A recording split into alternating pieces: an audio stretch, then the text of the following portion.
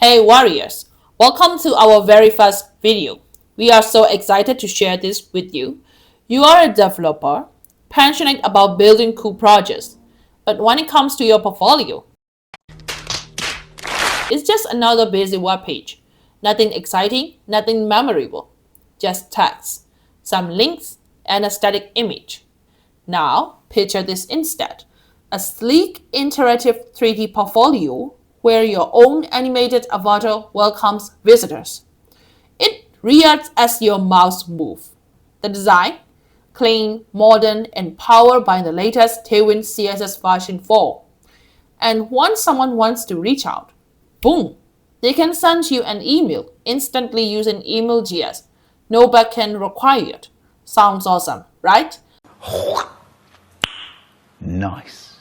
Well, in this tutorial, I'm going to show you exactly how to build it step by step using React 19, Tailwind CSS version 4, and React 3 Fiber. By the end, you will have a portfolio that doesn't just show your skills, it proves them. So, feeling hyped to build this? Please like, subscribe, and hit the bell. Let's dive in, warriors. Before we dive into the code, let's set up our development environment.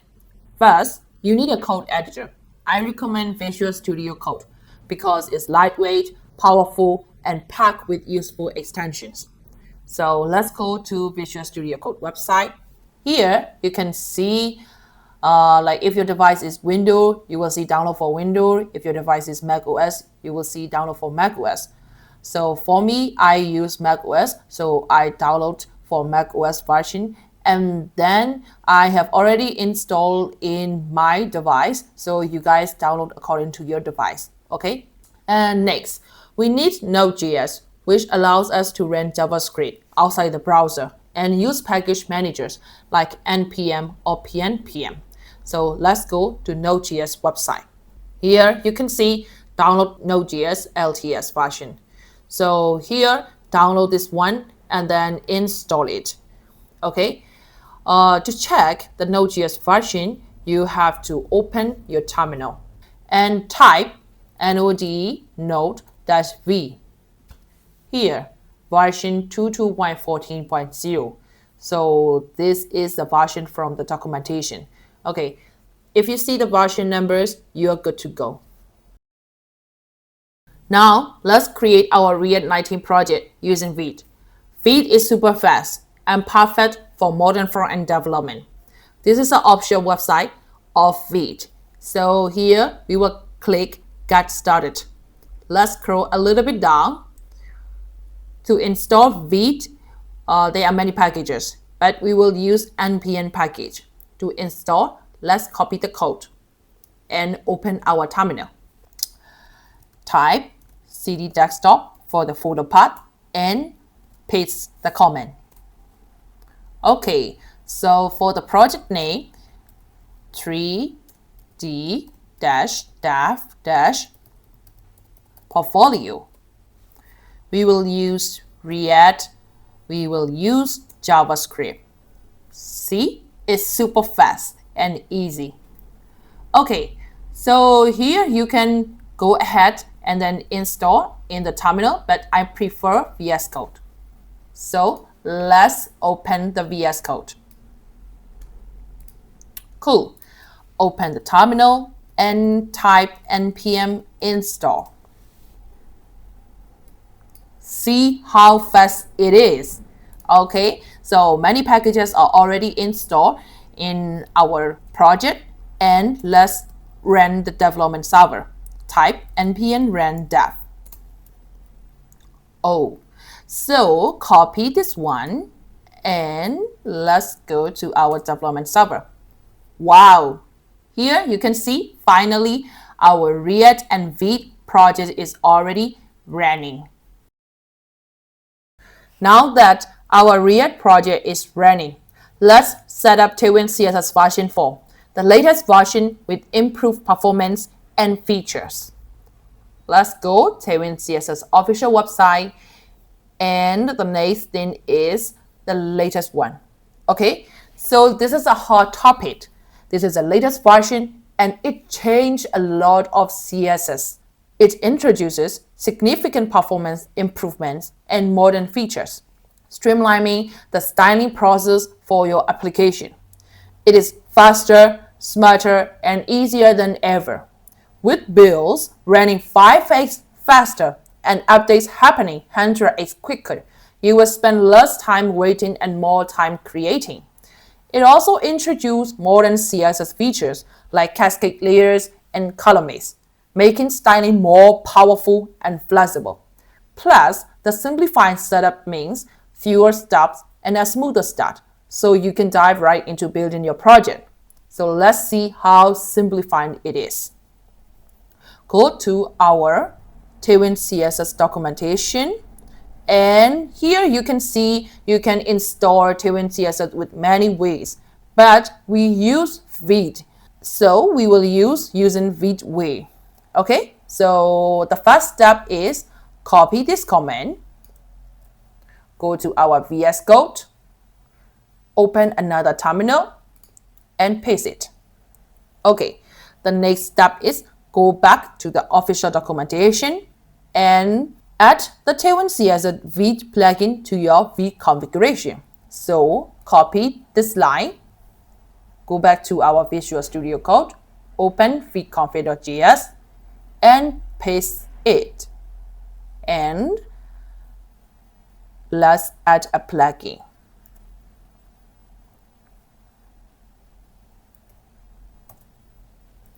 So why are we doing this? Okay, this is a special Vite plugin that optimizes Tailwind CSS processing. This setup is way easier than traditional post CSS configuration. Okay, so let's go to another step. The next step is add an import directive to our CSS file. Copy this code and open our CSS file. Remove everything and paste it. So this means like normally CSS frameworks require manual reset, configuration, and utility class definition. But Tailwind auto-generates everything for us as long as we import it. Think of this as flipping the switch that activates Tailwind inside your project. Let's quickly confirm that everything is working. Go to app.gsa, here, remove everything, and type refce. So for someone who doesn't know what is a refce, you have to install this extension. This is a React Redux snippets. Believe me, this is much easier and faster than normal way. Okay, so let's test our Tailwind CSS classes. Test-red-500. Also, to get these Tailwind CSS snippets, you have to install this extension, Tailwind CSS Intelligence. Just install it. Okay, and let's save it and let's go. Here you can see this is a red test. And that means Tailwind CSS is already in our project and it is perfectly running. All right, Tailwind is officially part of our project and is ready to take our styling game to the next level. Let's talk about custom fonts. If you want your project to feel unique and polished, you can't just rely on system fonts or Google fonts. You need something that stands out, something that's yours. That's where FontFace comes in. It's a CSS rule that lets you load your own font files directly into your project. Think of it as saying, hey browser, I've got this awesome font stored right here. Use it. First, we need to define our font family. We are using Ionic for this project, so we will start by creating a font face rule. For the fonts and other assets, you can download the public folder from the provided GitHub repo. So here, remove public folder and replace with a new one. Once our assets are ready, let's start to define font in our CSS file. Right? Layer, base, and font face. Font family is Ionic. For a URL, in React, the public folder holds static assets like images, fonts, and other stuff. Files here are accessible directly via a root-based URL like /fonts/ionic-light.ttf. Here, we also need to define what is our font format. Our font format is true type, so let's define format. True type. Okay, so this is a light version, so font weight should be 300 and font style is normal. We will use more 3 font weights like bold, black, median. Yes, so let's copy this one. Paste, paste, paste. Regular 400. Medium 500. And black 700. You can also use like bold, but I prefer black version. So now our font are ready.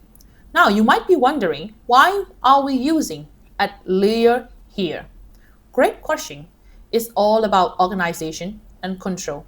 Tailwind's layer directive lets us structure our styles in a way that's efficient and scalable. Okay, so for base, this is where we set the foundation.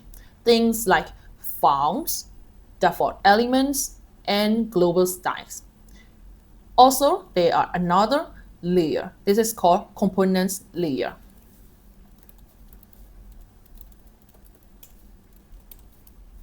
Custom reusable components live here, such as BTN, card, anything you want to reuse across the project.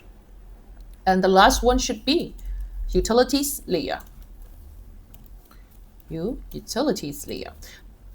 Small, highly reusable styles that extend Tailwind's existing utilities. It's like adding your own shortcuts to the framework. So here, let's add one utility class. It's extremely useful one, what is called Flash Center.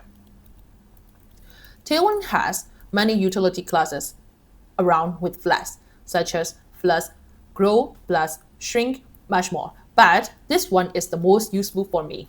It will automatically center everything. Flash, item center, and just define center.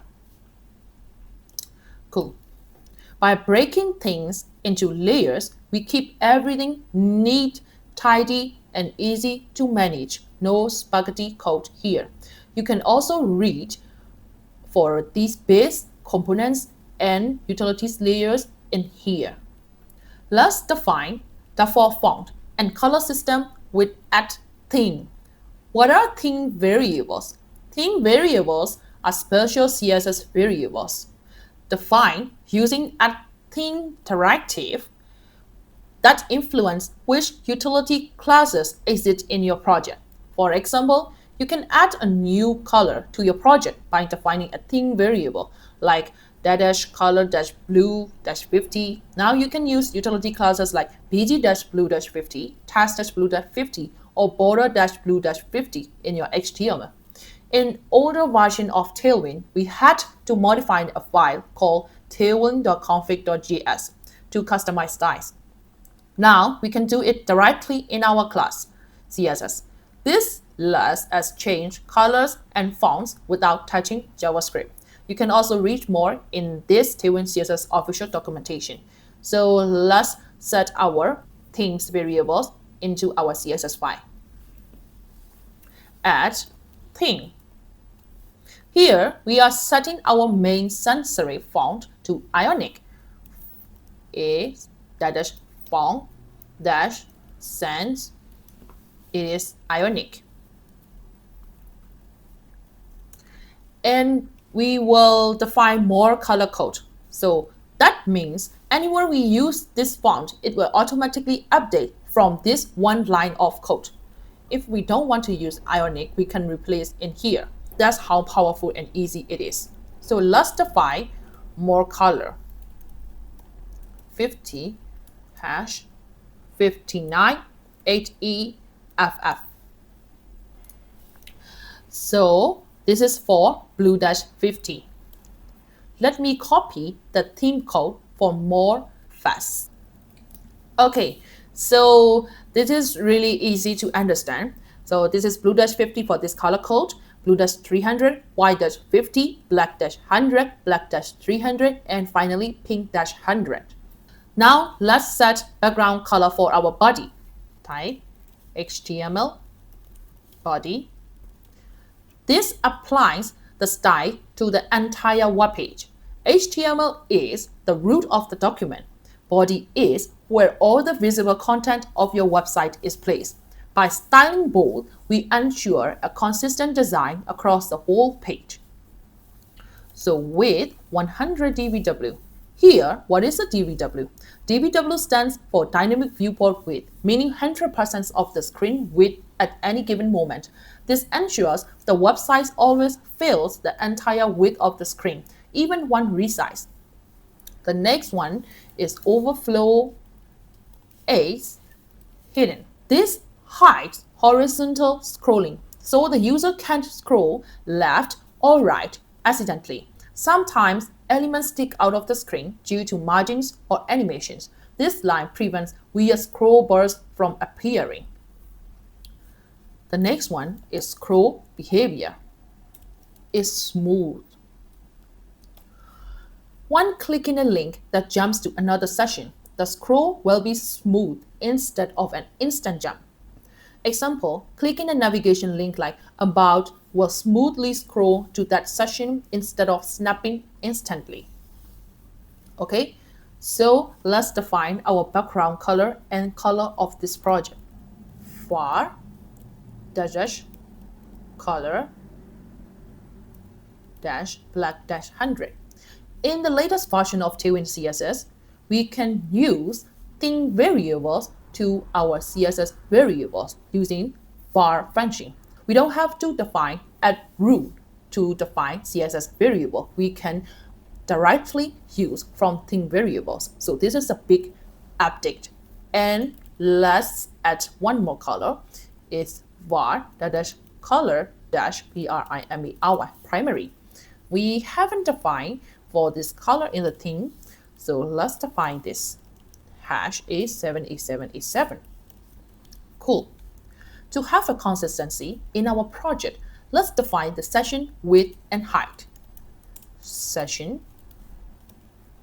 width 100 dvw. Just like before, this makes sure each session always takes the full width of the screen. And for the height, mean height 100 dvh. dvh stands for dynamic viewport height and ensures the session is always at least 100% of the screen height. So why do we use mean height instead of height? If the content inside a session is longer than one screen, mean height allows it to grow instead of cutting off. This avoids content overflow issues where things get cut off if the session isn't big enough. For the reusable components, just head over to our GitHub repo and grab them from there. Nothing too exciting happening here. It's mostly about backgrounds and gradient colors. Once we start using them in our HTML, I will break down these gradient background classes and show you how to create your own using some handy online tools. Alright, now that our global styles are set, let's use these variables inside our Tailwind utility classes. Go to app.jsx and let's use our variables. Here, instead of test-red-500, write test-blue-50. So let's go to our development server in the browser. See, oh, the color isn't still black. What is wrong? Let me check to my index.css file again. Here, oh, it's a big mistake. So we don't have to include these codes. So let me remove this one, and also in here, this one. Let me save, and here, yes. So right now, everything is working. Our theme variables are working, and our HTML body, background color, everything is working. So let me test more, like font-black and test for Excel, test font size a little bit bigger. Here, you see our Tailwind utility classes are working. So this keeps our design fully aligned with our add theme variables, and we don't have to remember these hash codes. Okay, so we have finished setting up our index.css file. So let's go to our project folder structure. Everything minimized. Here, open the SOC folder, remove app.css file. We don't need it here. Only index.css is enough. Also, remove this asset folder. All the assets are placed in our public folder, so we don't need that one. Let's create some folders. Sessions folder for all the sessions of our project, and component folder for the reusable components along the project. Also, constants folder for all the static data of the project. As we know, this is a SPA, single page landing website. All data are static, like navigation links, headlines, carousel information, client testimonials, and much more. We will keep these data in here, constant folders. So here, let's build index.js5 and copy the code from our GitHub repo, because this is really boring static data. Just copy it. Everyone can understand, okay? To explain this ones are static navigation items, links, and this one is social links. This one is for icon links for the text session part, and of course testimonial static data, footer icon links, and then we export everything. So anyone in our project, we can call them with nav item, bundle social links, we can use them, okay? You know that moment when someone lands on your website and in the first 3 seconds, they decide if they will stay or bounce. Yeah, that's exactly why the hero section matters. Today, we are crafting an eye-catching responsive hero section. In the center, there will also be your own customized 3D avatar that will follow the mouse movements. I can't wait to get that part. Cool. For now, let's build the basic HTML structure first. So go to our session folder and create hero.jsx file. Type RAFC, close this, go to the app.jsx, remove everything, and import hero component. Go to our hero, use session tag instead of static def, okay? So type hero. Save. You see, we already have our hero section. Here, give the ID home. So this allows navigation linking. Example, home in the navigation menu. When we click that, it will automatically send to our hero section. Cool. Let's write class name. For me, I always use this one. When I don't know the dimension of the box, I always use border -red-500. It really helps me a lot, okay? So here we can already see that the dimension of our box, our hero section. Cool. So deviate because we will use position relative. Position relative ensures we can position child elements dynamically. For the text color, we will use text-y-50.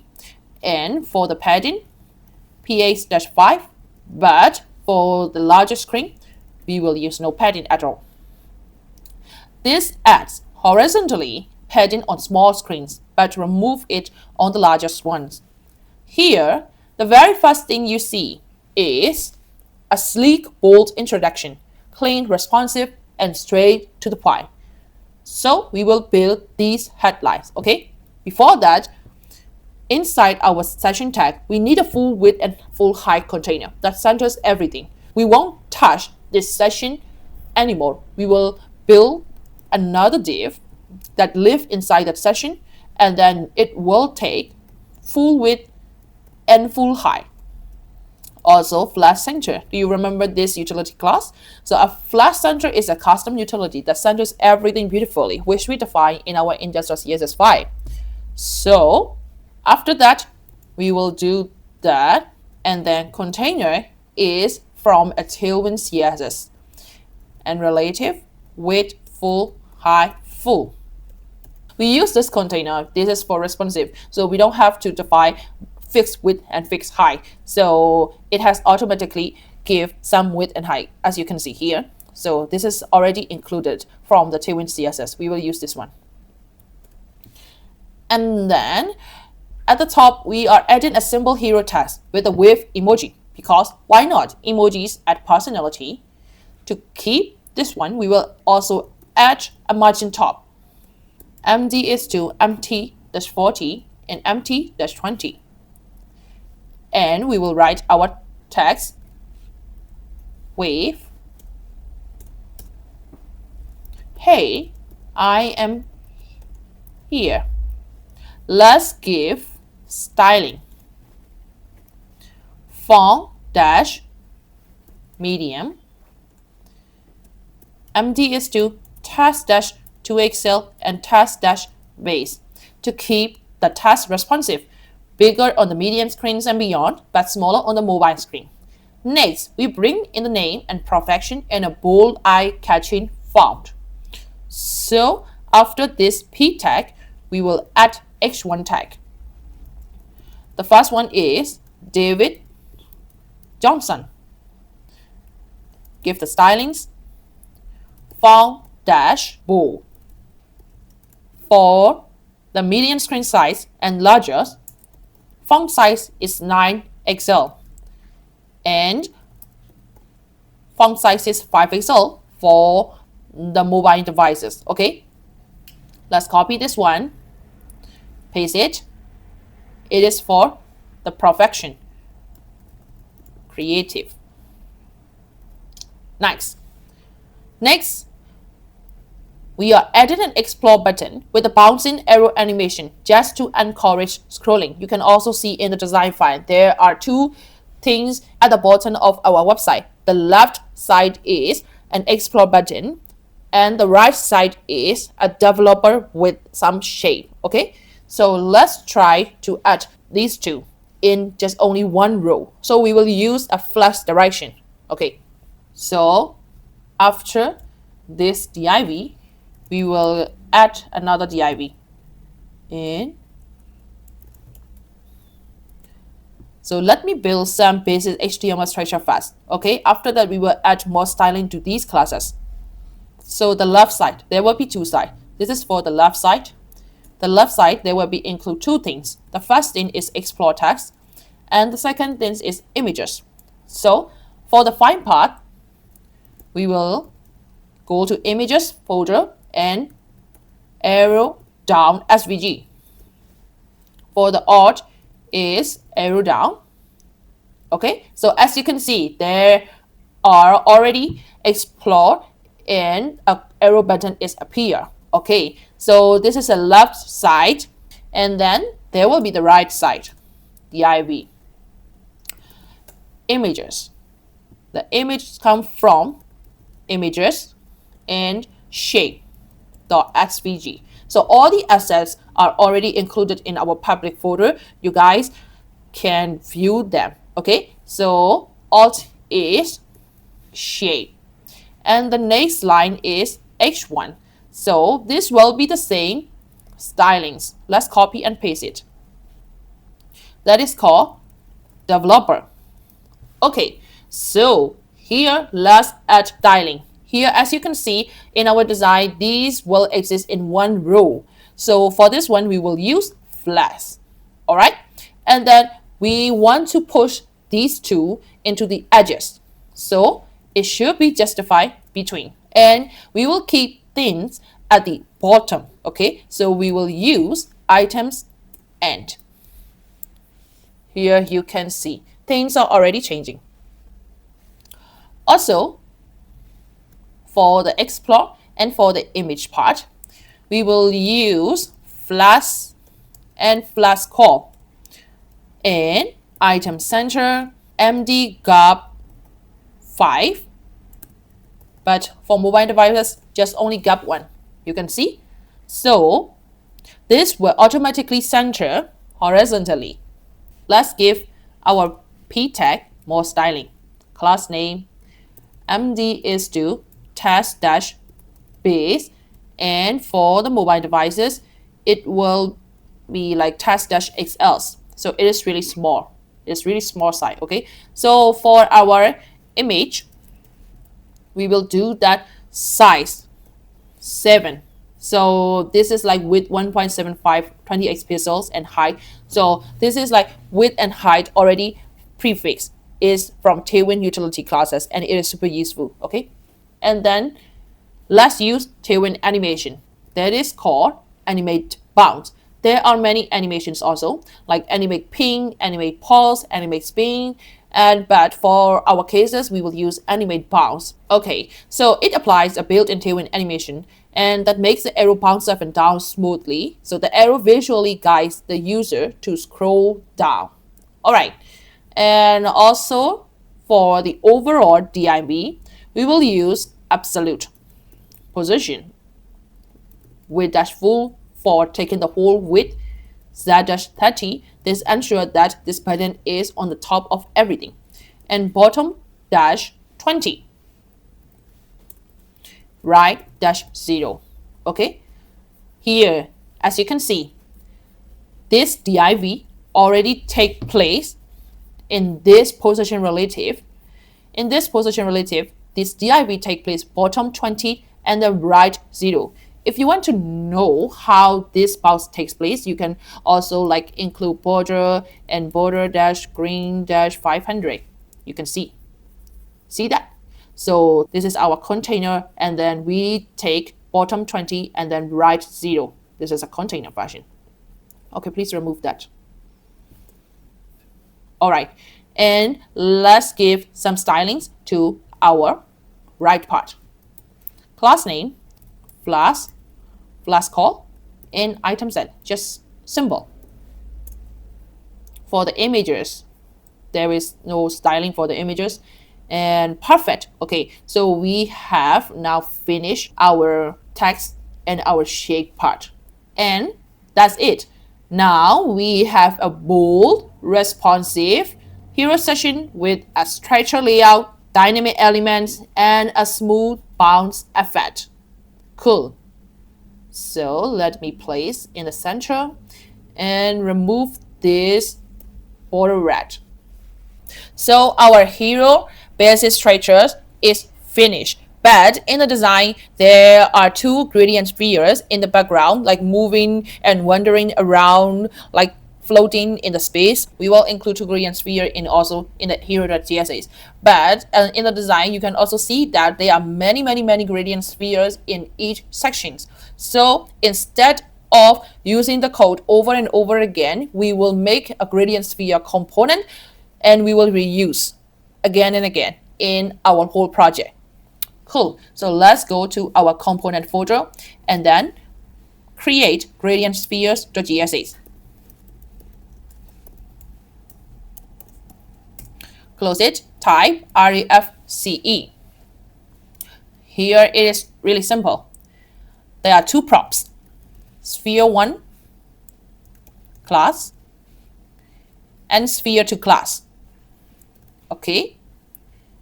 Here, the return is also simple. 2 div return. But in React, cannot return 2 elements. But here, we want to return 2 elements. That's why we will use React fragment. Now, you can see there is no error at all. And it is really simple. Remove this one and class name. Remove this one because we will use props sphere1 class. For this one, this is sphere2 class. Cool. So in our hero.js, let's use our gradient spheres. After the session, call gradient sphere and 2 prop. The first prop is gradient dash sphere dash sphere dash 1. Aha, you can see there is already a pink gradient sphere is moving behind our HTML things. Okay, so if you want to know more about these classes, you can go into our index.css and then you can check the code. Okay, so there is nothing exciting happening here. Let me search gradient dash sphere. Okay, so the position is absolute and width 700 pixel, height 700 pixel, border radius 50, of course, to become a sphere, to become a ball. And then filter is blur 200px. So if we don't use blur, it will be something like that. You know, it's a sharp cycle and sharp sphere. We don't want these things. We want to be blur. Cool. So it would like something like a bob, you know. And then, so sphere dash 1, so it is background, radial, gradient. This is for a gradient background. And the top minus 100x, left 300x, and the animation wander the left 10 second, ease and out, infinite. So let me check quickly what is wander left animation. Such here, keyframe, there are 3 positions, 0%, 50%, and 100%. This is just only playing around like translate X, Y. At the first, the ball is standing at 0 position, and then it will move in the X direction, minus 20 VW, and then translate Y 50 VH, and then in the 100%, so it will come back to their original position. So this is just playing around with translates X and Y. So you guys can also tweak around and then create some different animations. Okay, so one to the left and the one to the right is just the same. All right, so let's go back to our hero.js facts, and here we already give sphere1 class prop, and the next one is sphere2 class. The same, sphere1, sphere2. So this is different color and different animation timeline. Okay, so it's perfect. Now our hero session becomes alive with some animated gradient sphere. Yeah. So for our 3D part, we will go this one into the later session of our video because this 3D part has many things to discuss and many techniques to show you guys. So I don't want you to be overwhelmed at the beginning of this lesson. I don't want you guys to be overwhelmed by this 3D techniques and tips and tricks. So I will show you at the end of the video. So if you want to build the 3D things right now, you can also skip to that. Okay, so now let's go to our about.jsx section. Go to the section,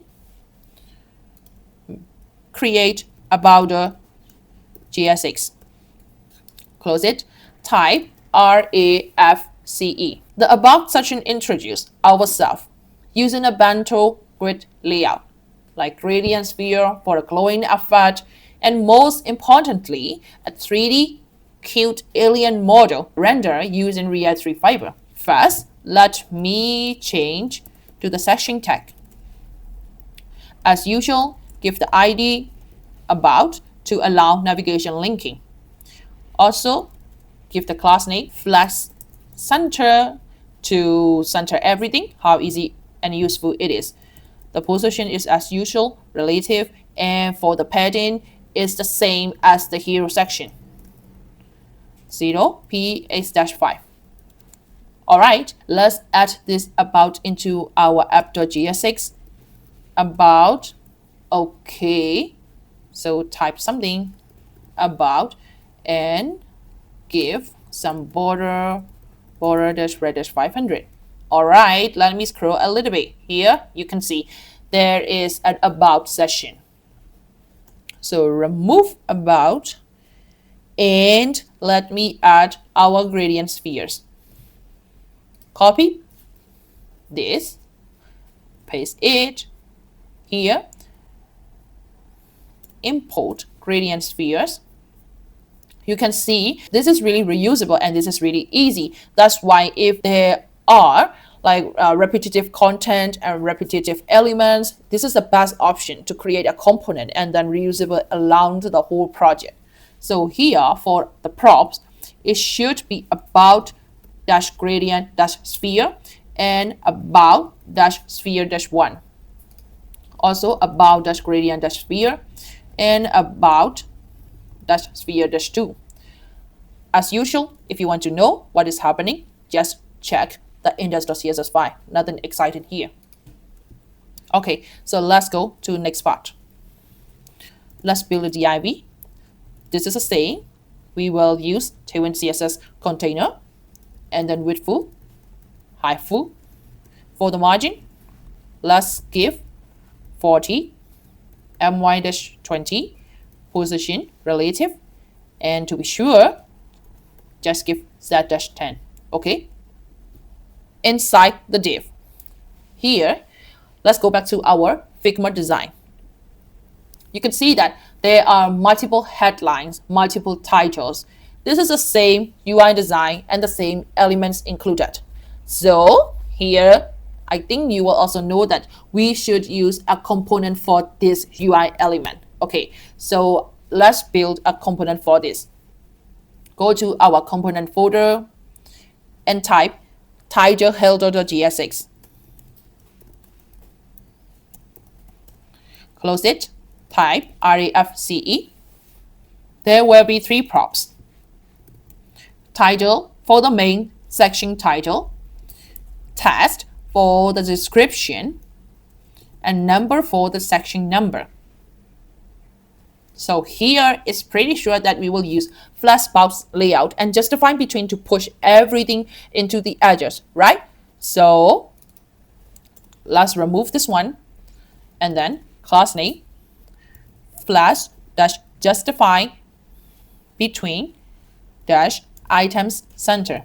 To know exactly what is happening between this title component, let's add in here. So 3 props. Title is about me and description text, passionate creator, lifelong learner. And the number of the session is 01. All right. Oh yeah, I haven't written anything. So forgive me. Let's write this one. Div. There will be 2 div. This is pretty sure. The first one is for the left side and the second one is for the right side. So in the left side, there will be 2 elements, h1 and p tag. h1 is for the title and p tag is for the description. Class h1.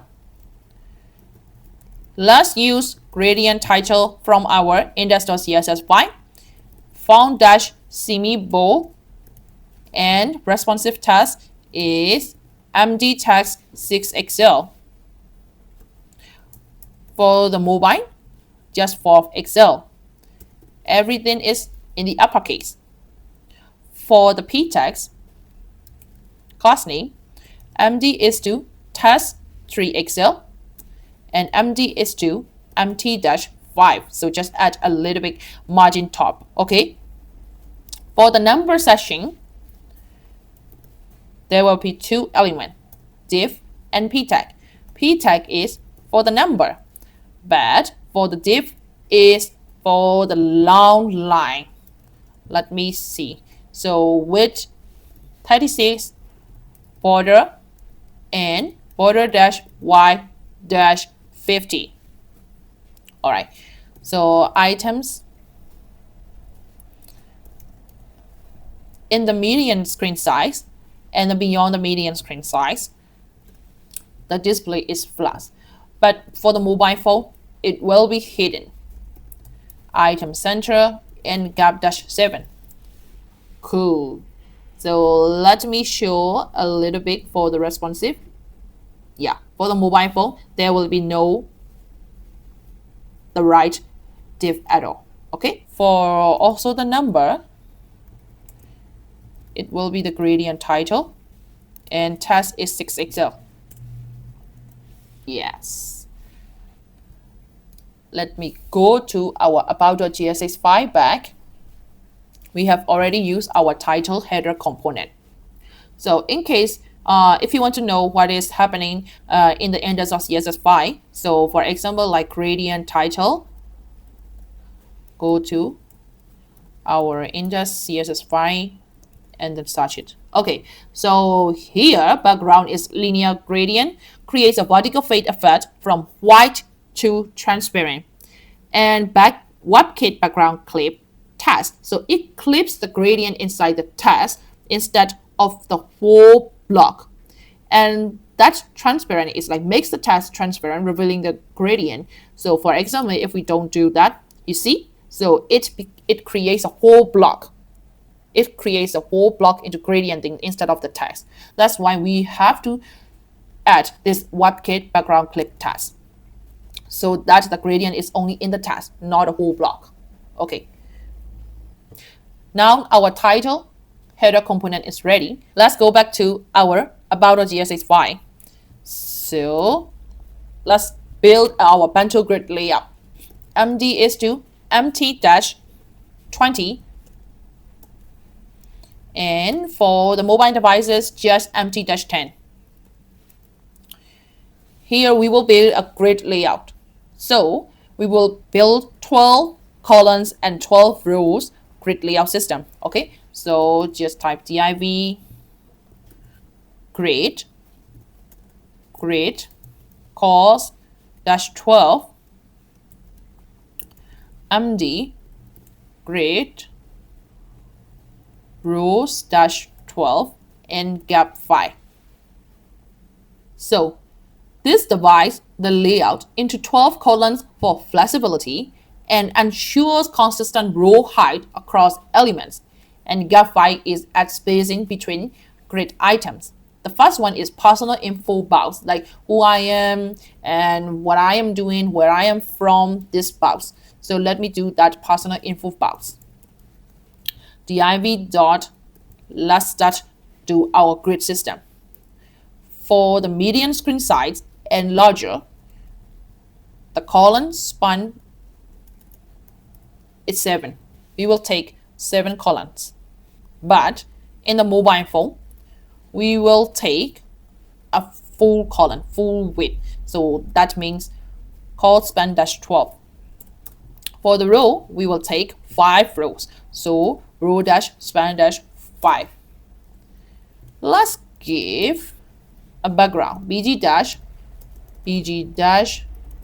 black 300 and rounded to XL for rounded corners. Let's give some padding to sure it takes a full width and height. So let's give full width, height full. Okay, so as you can see, there is our first grid box. Inside that, we will build another div, and inside that we will build an images. So images image / flower -svg alt flower. For the classes, empty with -32. For the phone, with -16. So add flower flower from our index.css file. Okay, and then let's give a little bit margin top from our flower, right? So it's h1 div width Johnson. Let's give our H1 some styling. Class name, test-blue-50 for MD. Text is 5 XL, but for mobile phone, text is just only 3 XL. Perfect. After that, we will add another P tag. Let's give some styling. MD text-2XL and margin top a little bit. MT-2. For the P tag, let me copy. Perfect. So this is our first block of the grid layout system. And the second box, so in our 12 columns grid system, we have already taken 7 blocks, right? So there will be like 5 blocks left. So in this 5 blocks left, we will use a 3D part. We will create a 3D model. All right, so you are ready to bring 3D magic into your 3i project. Let's break it all down in a simple conversational way. I'm too excited. And by the end of this, you will understand how React 3 Fiber, Dre, and GLTF models work together to create smooth, interactive 3D scenes. At that point, if you don't know what is R3F, Dre, GLTF models, these terms and keywords, is okay. Let me explain step by step. Okay, so at first, what is React 3 Fiber?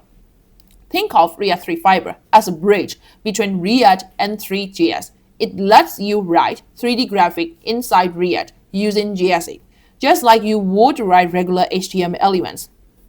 In our Gsap part, we write HTML text as normal, right? So that is also how R3F works. Why use R3F? R3F is React 3 Fiber, but let me short it. So why use R3F instead of plain Three.js? Well, if you have ever tried writing Three.js code, you know it can get really messy, really complicated. You have to manually set up a scene, camera, and renderer, and you have to keep track of red paints and updates, and you have to manage interactions like mouse movements and animations, all manually, you know. With R3F, all of this is simplified into a declarative GSA structure, so you can write 3D elements just like HTML. But don't worry, if you are not familiar with the Three.js library, I've got you covered. I will walk you through how things work in the 3D world step by step, so you won't have to feel confused or overwhelmed like I did when I first started. By the end of this, you will have a solid understanding without all the frustration I went through. So let's see, we want to render a simple spinning cube. In the Three.js, you have to define yourself what is a scene and a camera and a renderer, all right? And you have to get that renderer, aspect ratio of the window inner width, window inner height, and you have to define what is the part that 3D will be rendered, and you have to animate yourself, like you have to use request animation frame, much more. So this is a sample Three.js code to get a red cube. That's a lot of setup. You have to manually create these things and then keep everything updated in an animation loop. But in R3F, it is super simple. You can do the same thing in a few lines using GSX. Something like that. We just made a cube with way less code, and it fits naturally into React component-based system. Now, R3F is awesome, right? But there are a lot of things you will need often, like camera controls, lighting helpers, or pre-built objects. So instead of using a simple box in our project, we are going for something much cooler, a cute 3D alien model. So what's the next step? Of course, it's importing a 3D model into our scene. First, you will need a 3D model to work with. For this tutorial, I'm using Baby Cute Alien. The model is already placed in the public models folder, but let me quickly explain how you can find and download other models from this platform. It's one of the best websites for finding 3D models. And in the search bar, type Baby Cute Alien. You will find the same exact model that I am using. You can also apply filters like downloadable and animated to refine your search. If you see a download icon, that means it's free. But if you see a $sign, that means it's a paid model. Now let's download the model. Once you click the download 3D model button, you will see multiple file formats. Choose the .glb file format. It's the most common and works best for the web. So here, let's download 1K size because 2K size is not necessary. Let's download this. With our model ready, let's move on importing it into our React 3 fiber scene. Alright, let's say you downloaded the 3D model in GLB format. How do you load it into your React project? One way is using React Drive hook, but a more powerful way is using GLTF-GSX. GLTF-GSX, it converts a GLTF model into a fully reusable React component, and it optimizes the model for better performance. We don't need to do things in the Blender manually. Before GLTF-GSX, we have to import the model into the Blender, optimize it manually by reducing the triangles, by reducing the faces, something like that. But right now, GLTF-GSX automatically optimizes the model, and it also generates GSX code. This is a huge impact to the 3D development because we always use React and it generates GSX code that you can easily modify. So this is a game changer, right? How to use GLTF-GSX? First, we need to run the command to convert your model. So let's go back to our project. Here, open the terminal. Let's go to the public model folder path with cd./public/models and write npx gltf-gsx. Our model is alien.glb, and let's put transform option. This will generate a new file, example alien.gsx. Go to our public folder, model folder, and you can see there are two more files in our folder. The first one is alien.gsx and alien-transform.glb. So click alien.gsx, close everything, a little bit larger. Here, we use the -transform option, right? What does it do is it transforms the asset for the web. So it compresses the model that we can use for the web without need to watch the model file size. So it totally resizes and it totally optimizes the model. Here, let's see. Our model file size is 1.28 meg, but here 141.23 kilobyte is already left. So it compressed 89%. It reduced 89% of the original file size. That's how game-changing it is. Okay, so now you can simply import and use the model in our scene. Before that, let me change the name to the alien and fix the folder direction because this is the public, right? But our model is in the public/models folder, so we have to include the model/. Cool. Go back to our about. Now our model component is ready, but we have to install React 3 Fiber and React 3 Dry. Go to the original documentation of React 3 Fiber and copy this command, open our terminal, remove this, open a new one, install it. Go to our Dry components documentation, go to install, copy code, paste it, and install the Dry. Okay, so the installation is finished. Here, let's create another div. This is 3D cute alien. This is a 7-column block, right? So we have to create 5-column block. div md is call span 5. But for the mobile, it will take call span 12. It will take a full width. For the row, it will take 5 row. All right, and let's give the background color and other stuff. Okay, so div dot bg dash, let's use arbitrary value c8 d7 51. All right, And let's build another div. Here we will put the canvas in this div. So to be sure, it takes the full width and full height. Let's import a canvas from React 3 Fiber. Here. Okay. And this will take a width full, height full. Yes. Okay. So within this canvas, we will import our alien model. So let's position our alien model. The first one is scale, bigger. Position is put a little bit down to the Y direction. Yes. And rotation is, let me rotate in the Y direction. Okay, let's see.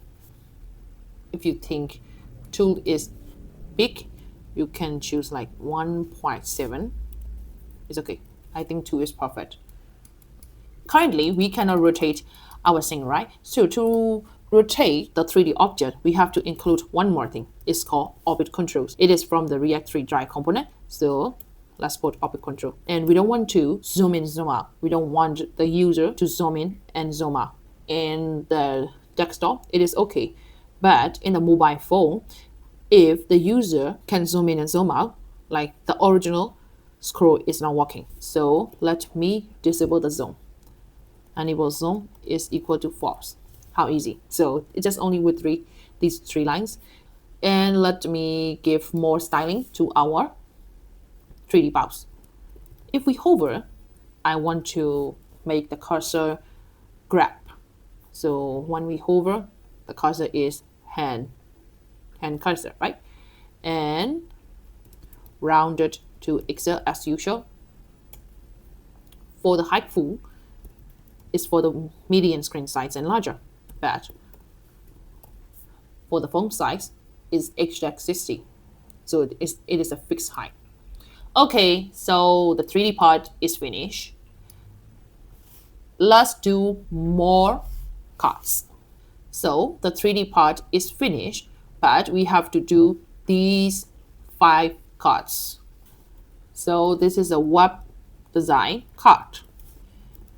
Div, you can copy this and paste it for this one. So it is same with 2 cuts, right? It will take place 6 and rule span is only 3.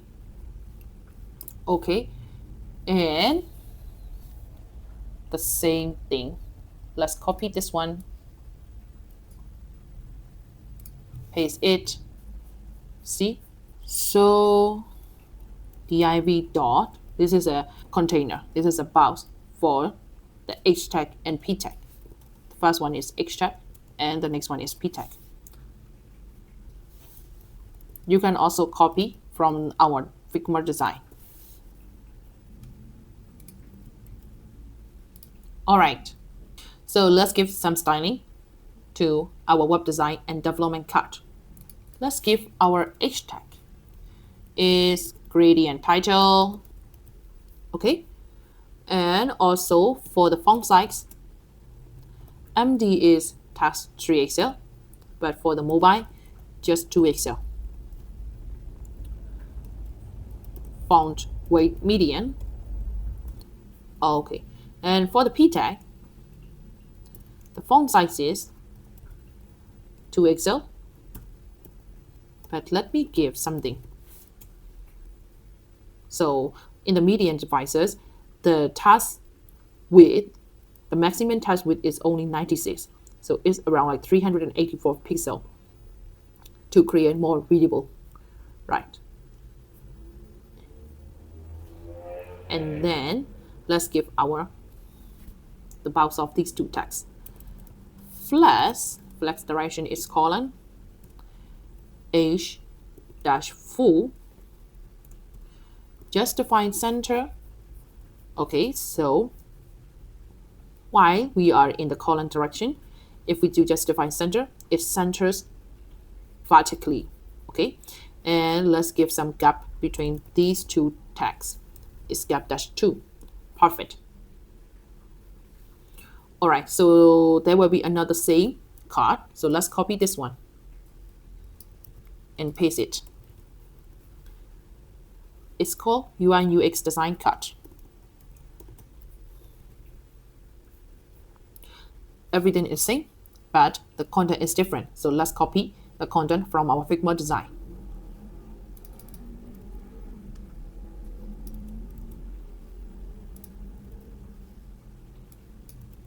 Perfect. We got our two cards. There will be another thing. It's called motivational tags. So we will copy this one, although it is a bit different, but let's copy and paste. This is called multi-cut. Okay, so for the call span, it will only take 4, because beside that, there will be social media tag, right? Social media tag. So it's just only 4. There will be 8 boxes are left. And for the social media part, we will take 4, 4. So for this one, this is 4. So 3, 4. 4:3 is 12 columns, right? Yeah, for row span, it will take 4. And BG black, this one is the same. But for this one, we will remove everything. Let's build our new div. And here, we can also use like that. So to create an array, and then we will loop this array using map. Here, we won't create an array. Okay, so this is an array that we will loop. So dot map tags and index. Okay, so we will loop our h1 map. All right. Here, we have to give key. This is a different key, so let's give the index. And it is a test. All right. So let's give some styling to our h1 tag. Gradient title. For the font size, 5 pixel. For the medium and large one, for the font, it's just only 3 pixel. And bold. And okay, so it's really cool. You can also see in a responsive way here, right? So as usual, we will center these things as we did in these two cards. So let's give the parent div. This is a parent div. Flash call, justify between, and h-4. Okay. So here, as you can see, we will give a little bit. These are evenly spaced between in each test. That's why we use justify between. We can also use justify center as you like. So this is our motif card. The last one is our bento social link. Here we will also use JavaScript map. Do you remember our index.js file from the constant folder? There is bento social links, static data exported, and we can use it easily. No spaghetti, no maxi from this one. This is a little bit spaghetti. So here, bento social links, yes, dot map is the same thing, item index. So this is a loop up. Here, let me show you something. We can copy this one, paste it, but here we will only take 2 rows. And in the div, we will do the same stylings. It's just like background black, rounded, and with full hyphen, padding 7. Close it. As you can see, there are 4 div in our project. Okay, so give the div. In this div, there will be 2 more div. Here, the left side and the right side. The left side include icon and test. The right side include just only icon. Okay, so there will be two div. div dot, yeah, okay. This one will have image and h1 tag, item dot name. For the XRC, we have item dot icon. We can also give item dot icon to the auth. If you don't know these things, you can go to index.js and click here. In each object, there are three keys: name, href, and icon. href is the social media link, and icon is the social media icon, and this is the title: Facebook, Instagram, LinkedIn, WhatsApp, something like that. Let's go back to our about.jsx. For the second div, there will be only one image. That image is called go to images and arrow up right, rghd.svg. Arrow up. Okay, as you can see, things are already appear in our UI. So let's give some styling. For the main, for the parent container of these two children, we will give flash because everything is only in one row. And we will give justify between and item center and h-full. Okay. And for the image, for the left side of the div, we will do the same. Flash, item center, and if we are in the medium size and the larger size, we will have to take gap-5. Alright, so let's give our h1 tag also. Class name is gradient title.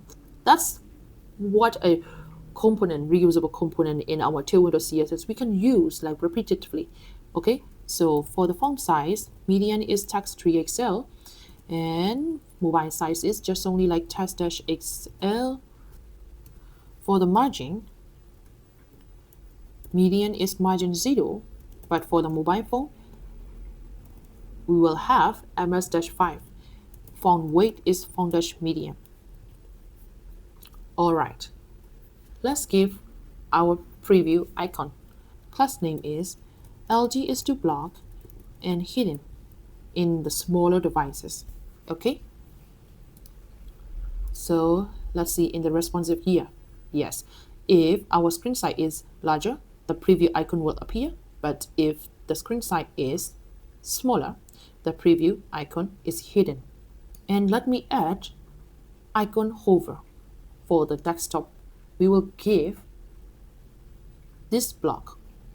This is a parent of everything, right? This is a parent of the everything. So let's give this group. It's from the TailwindCSS utilities, and let's give like cursor pointer. Okay, so yeah, and let's give our preview icon. Group dash hover translate h-2 and group dash hover. Let me copy this one. Group dash hover translate dash y, but it's in negative. It will go up. Rather, if we don't give the negative value, it will go down. And to the transition smooth, let's give transition dash transform. Save this. In our desktop, when you hover it, as you can see, our preview icons are moving, right? Yeah, so these are called micro interactions, and these micro interactions are really important to create a dynamic website. For our arrow up, scale is in our mobile devices, it will be like scale -50, but in the larger, it's okay. Scale 100 is okay, but in our mobile devices, it just only take half of the original size. Okay, so let's also see the mobile device here. Okay, so MD, as you can see, there is no preview image in here because LG block and hidden. Hidden mean everything smaller than LG is hidden, right? Actually, we only want these icon hidden only in the medium devices, but in smaller devices like mobile phone, we want to get display block again. So instead of hidden, we have to get md.md is to hidden. Yeah, so just for the preview icons, the only hidden device is MD device.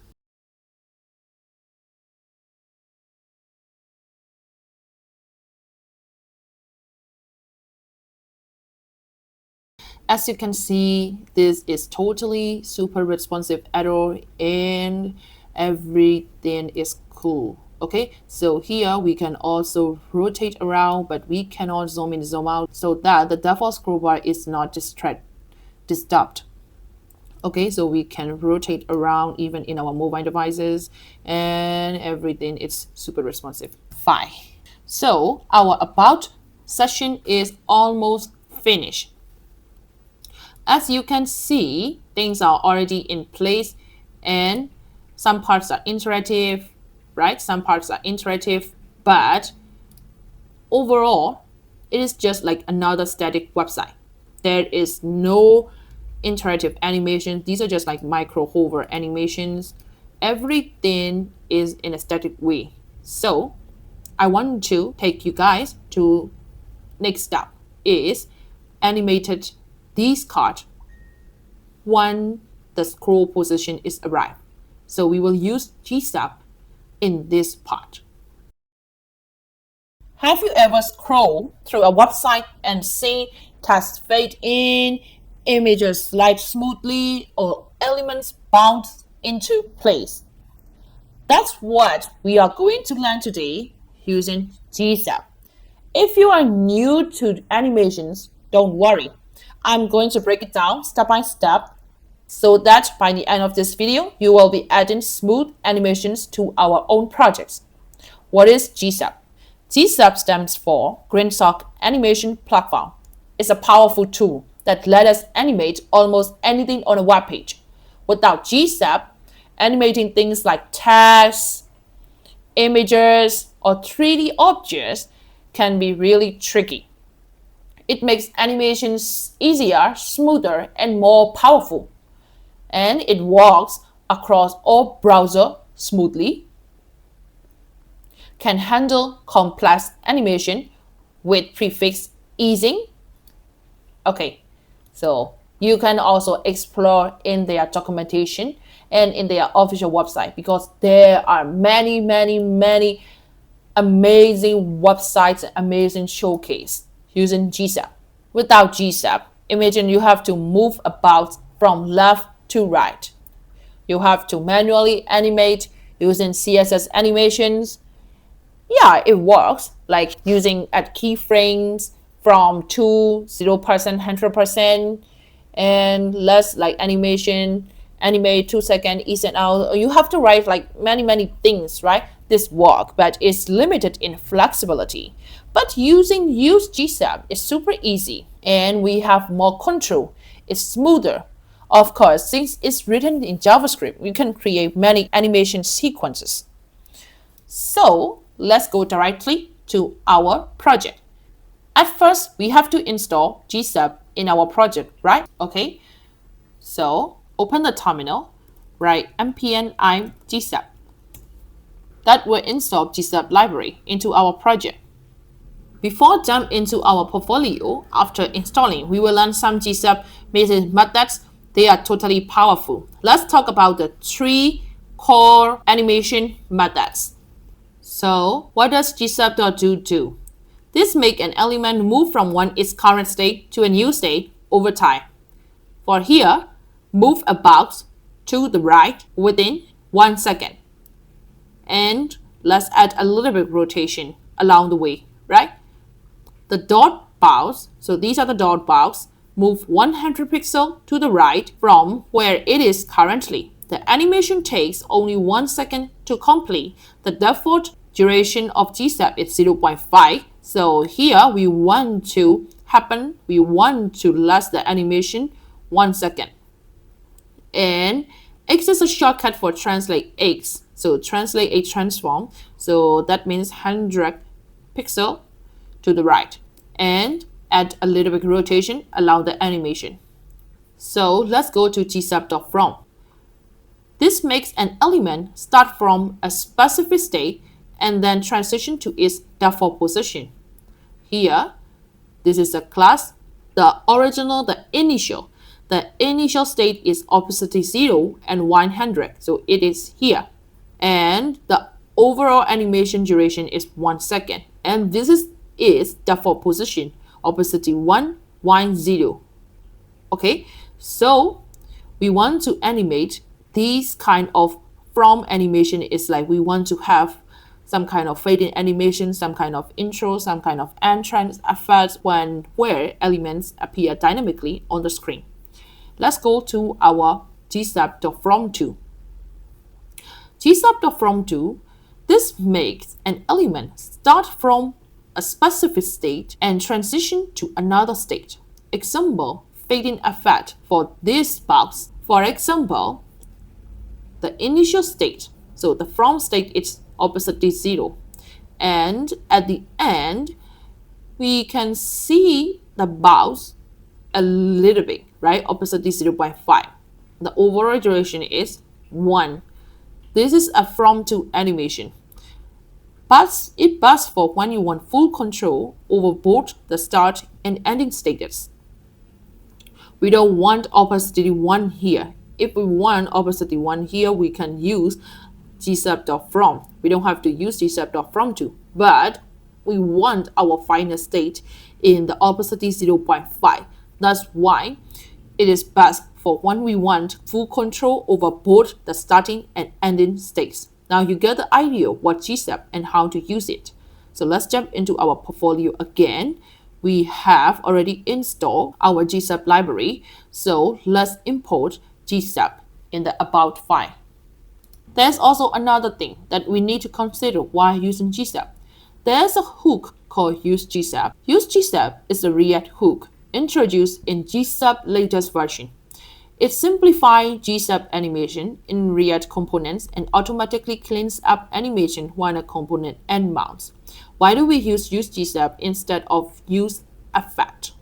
Because Use Gsap is optimized for Gsap animations in React without causing performance issues. So let's start to animate our cards. But before that, we will copy the code, paste it in our terminal. Okay, here, let's call use Gsap. It's usually like use effect. It will also have a dependency array here.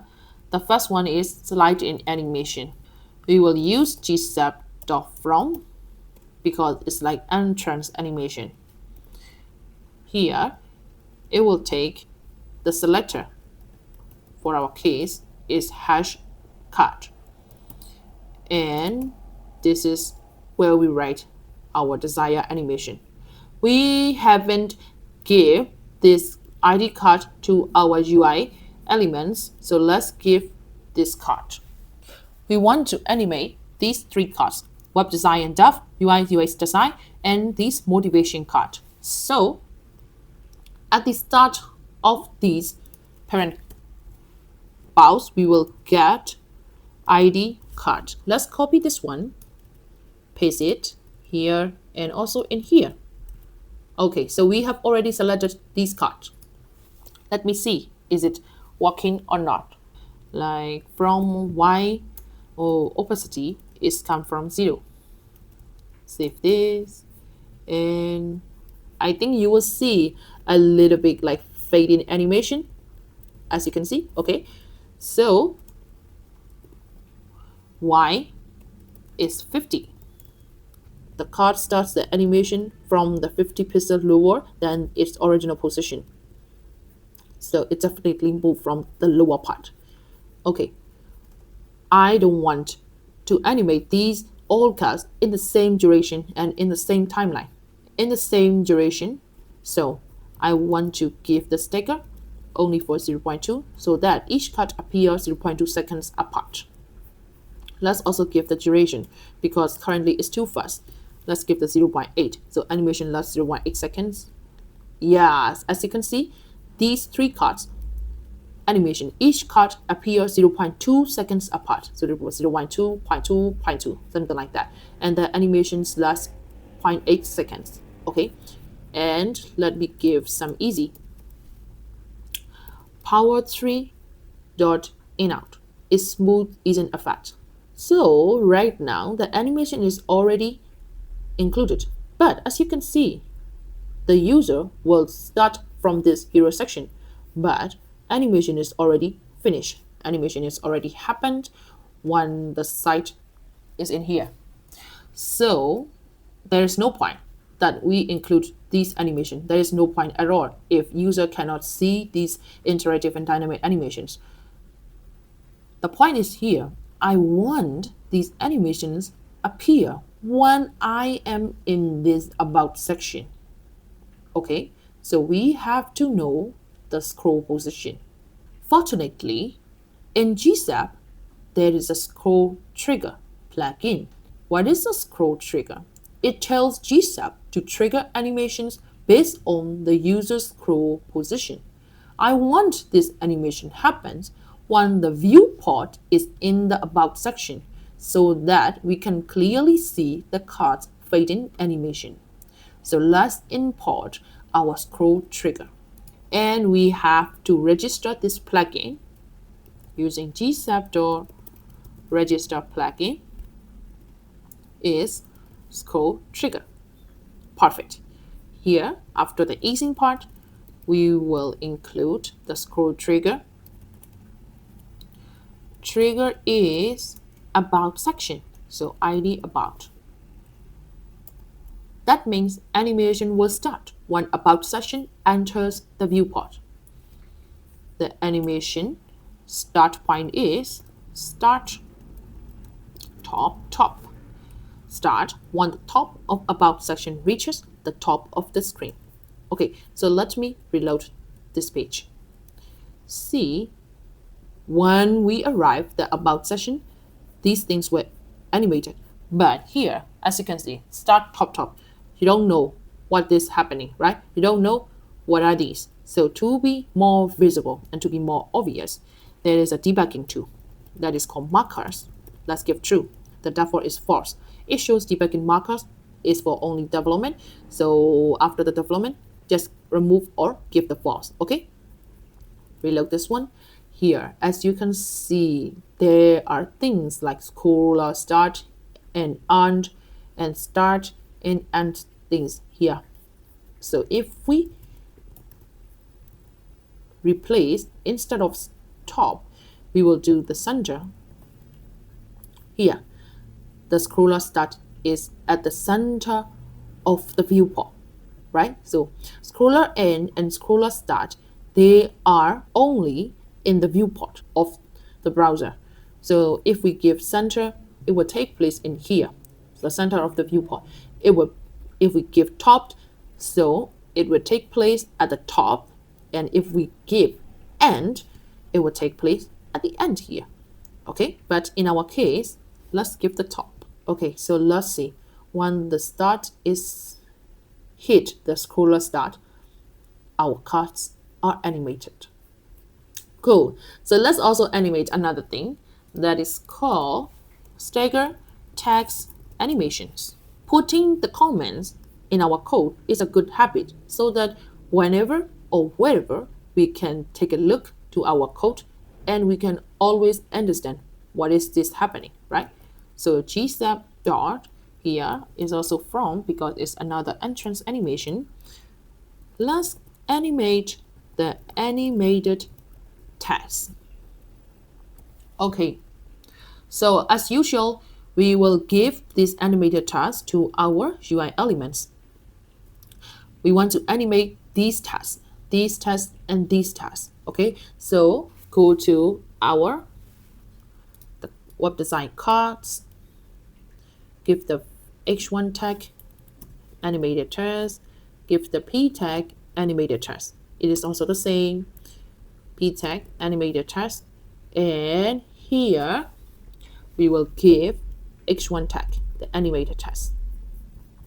All right, so this is a class name. So this is dot, this is a id, this is a hash. Okay, so let's animate our test.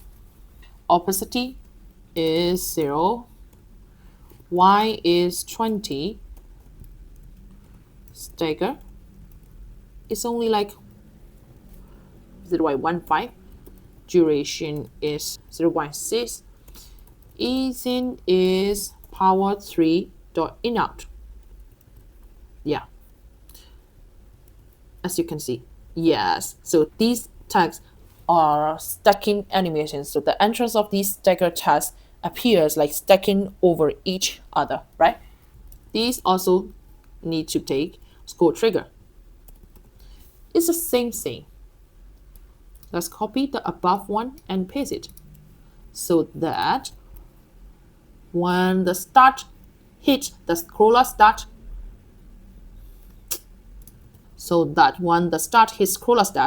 things were animated. Okay, so our about session is finished and everything is dynamic, right? So let's remove our border.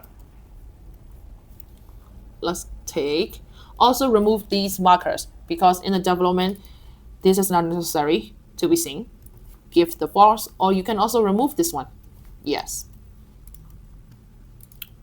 All right. Let's give our full screen.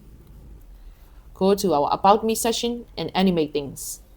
And we will get a dynamic and interactive bundle grid About session.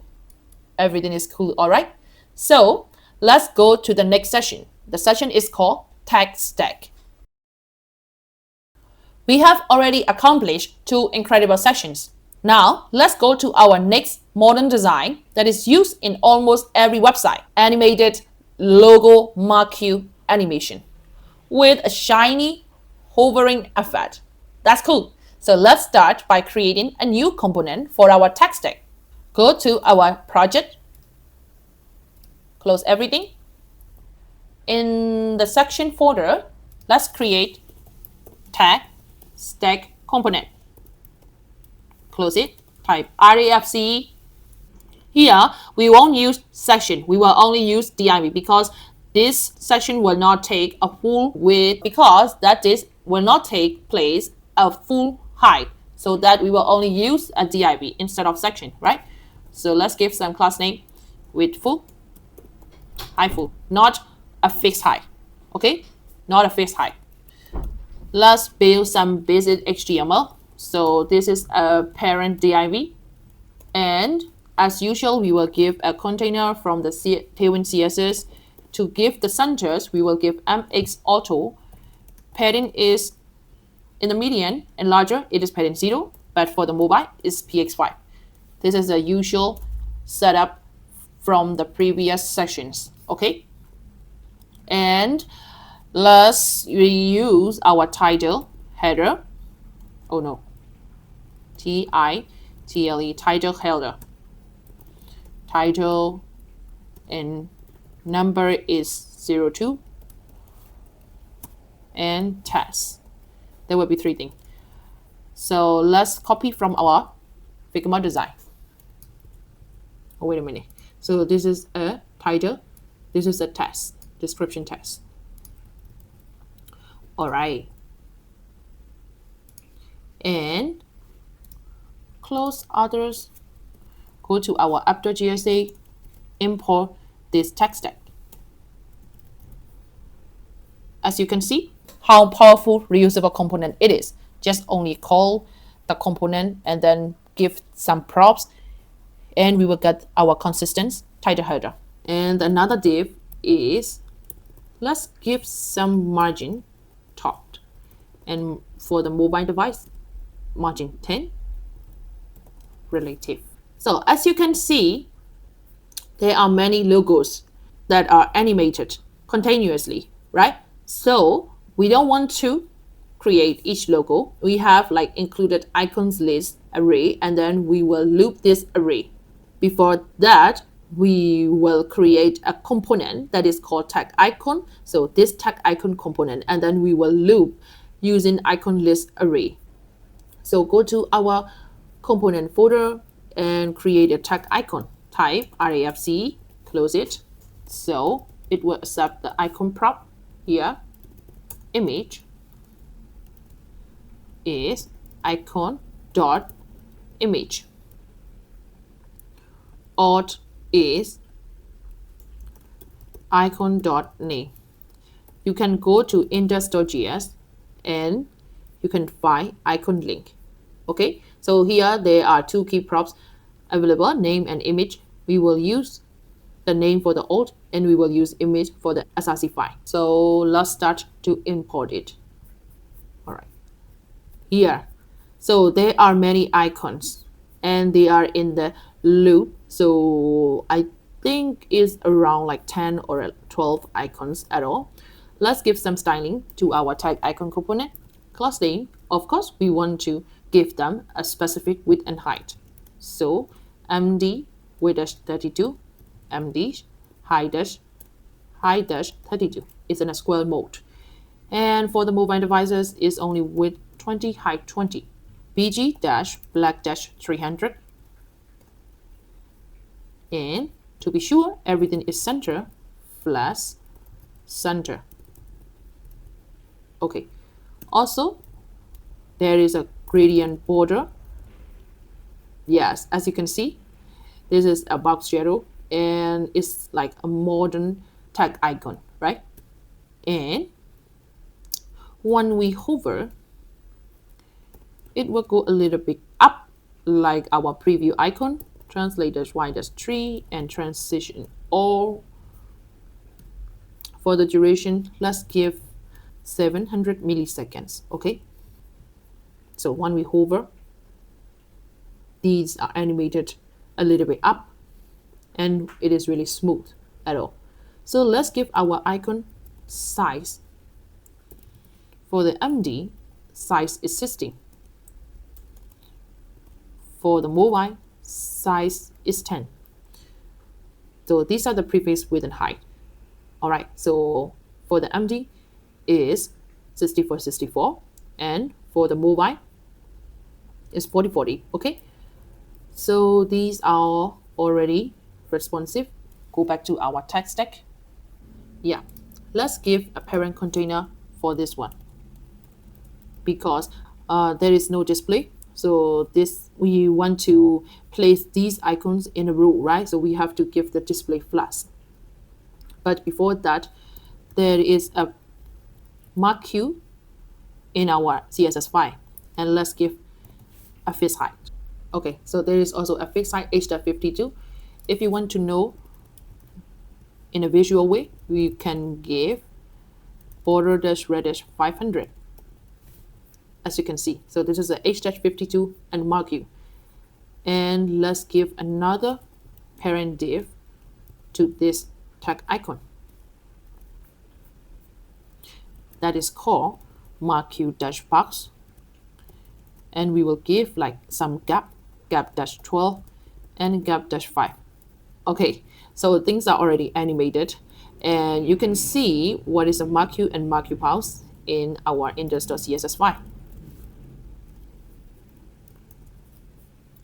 So this is a marq session part, and marq is, it will take, of course, 100 dpw. It is a full width and overflow hidden and position relative, because these things will be position absolute.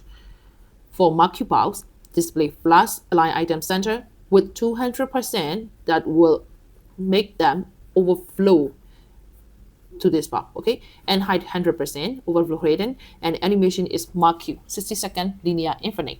This is an infinite animation. There is no stop at all. And marq item after is, this is the next step. When we hover them, we want to get the shiny hovering effect. That's why after pseudo class, we will use after pseudo class. And after that marq item, there is a background, linear gradient background. But we want to happen this linear gradient when we hover it. Okay, when we hover it. So let's go back to our tag icon and give here mark you item. When you hover it, our hovering effect is already work. All right, so that's it. Only this code you can get the popular logo showcase.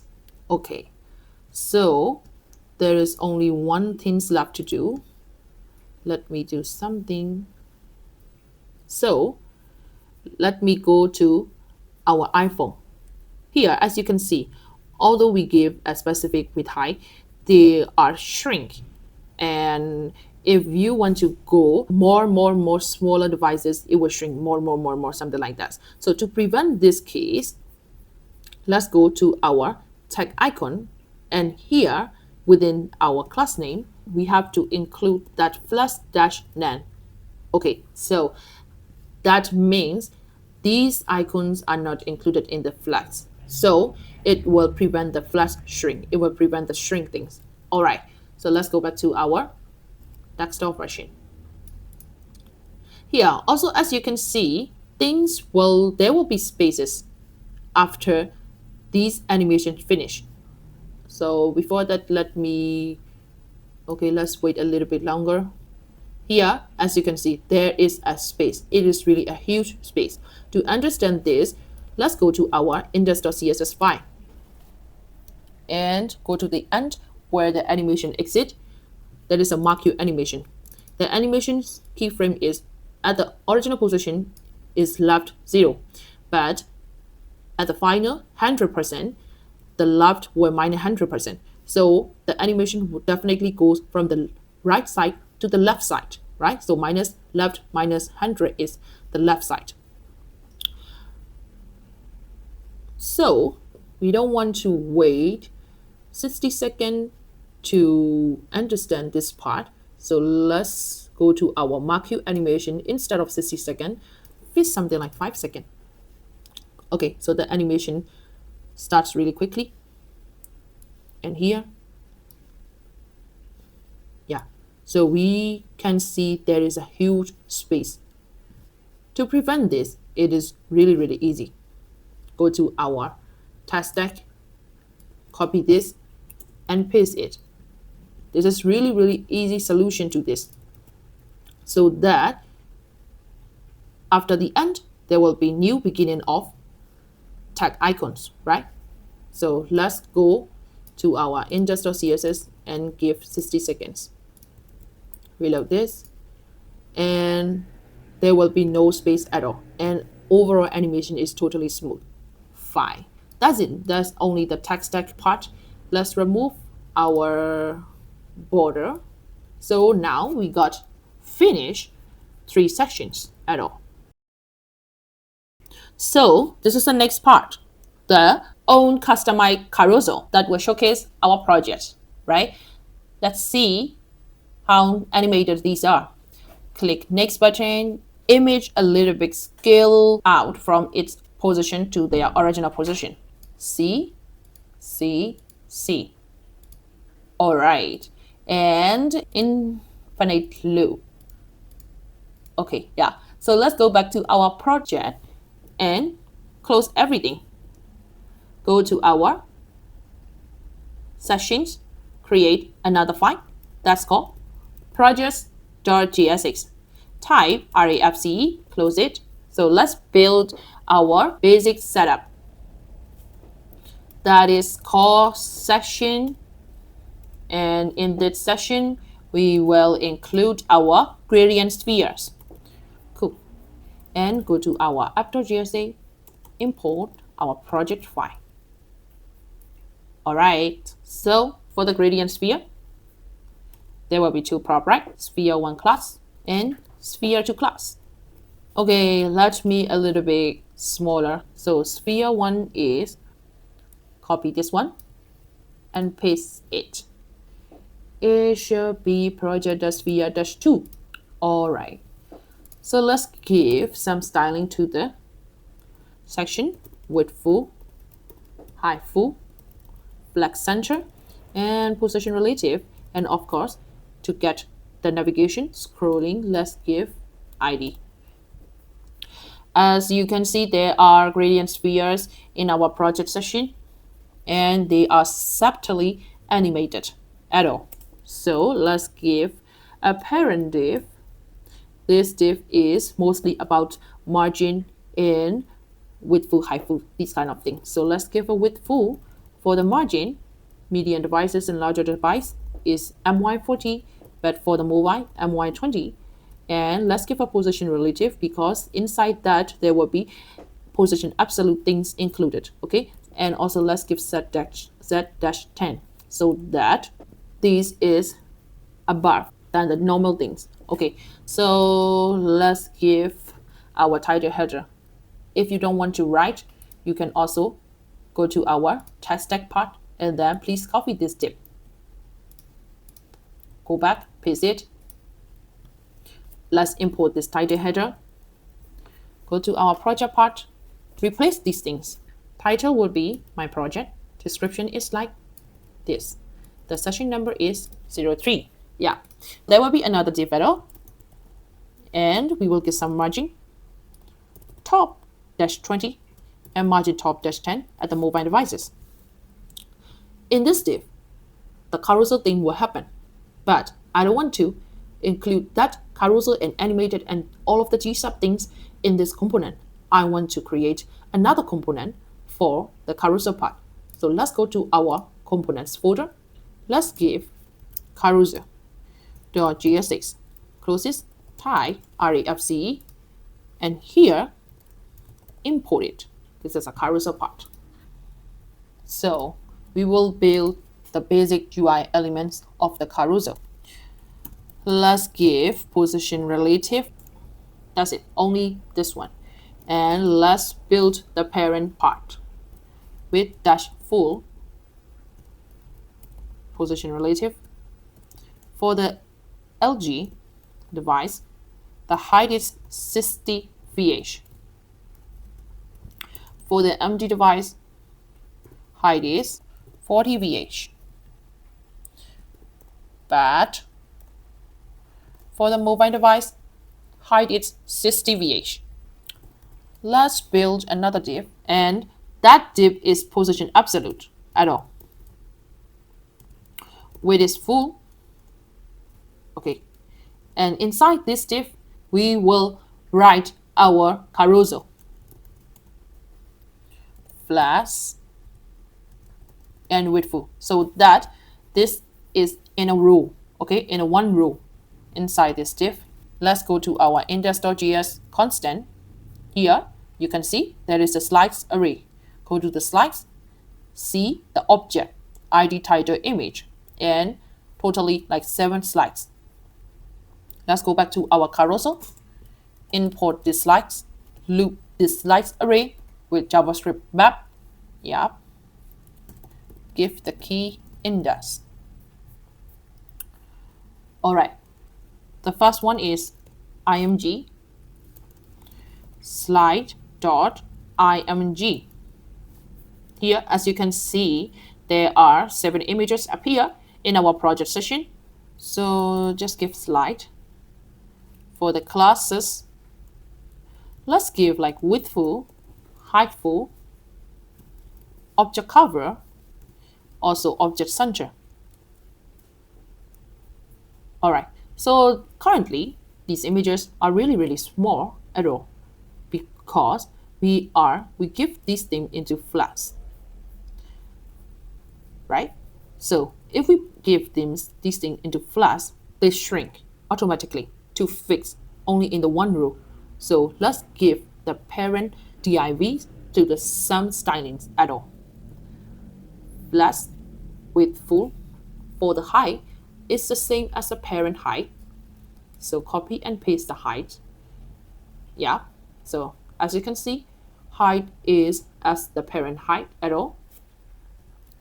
Item centers and gap dash is 3 VW. Let's give them some gap. All right. Also, please include slider dash item with dash 60 VW. Age is totally full. Flash none. Okay, so this part is really important. Flash none is these images. So this div will not include in the flash. That's why we can get the full width and height as we desire. If not, if without this flash dash none, our images will be in the flash and they are automatically shrink to fit in only one row, right? Okay. So here, please give the flash dash none and relative and overflow hidden.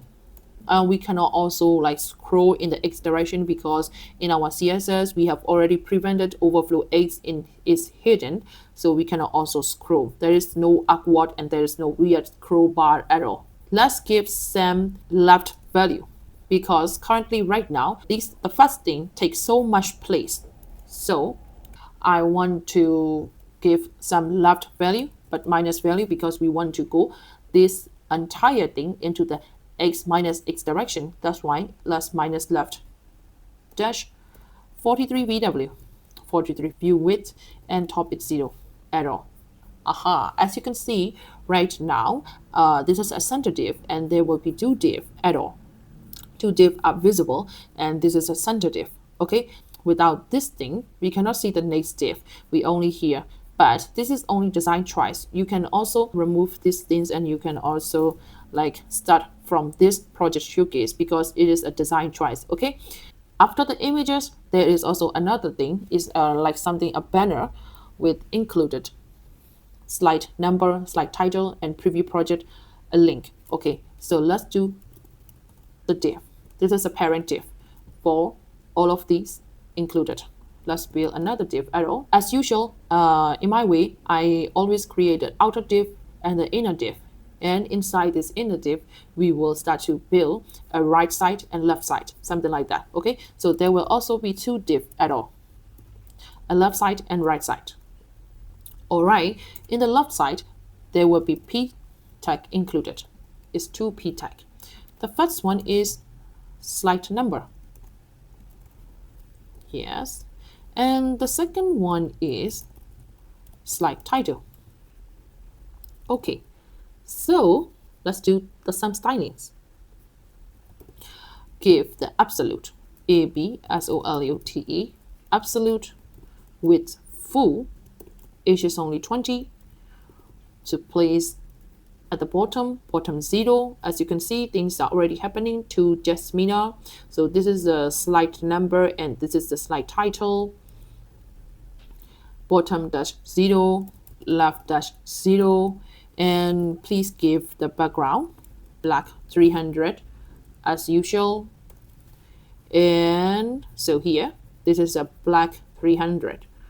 And I want to see through a little bit. So BG dash opacity dash 90 and PH dash 5.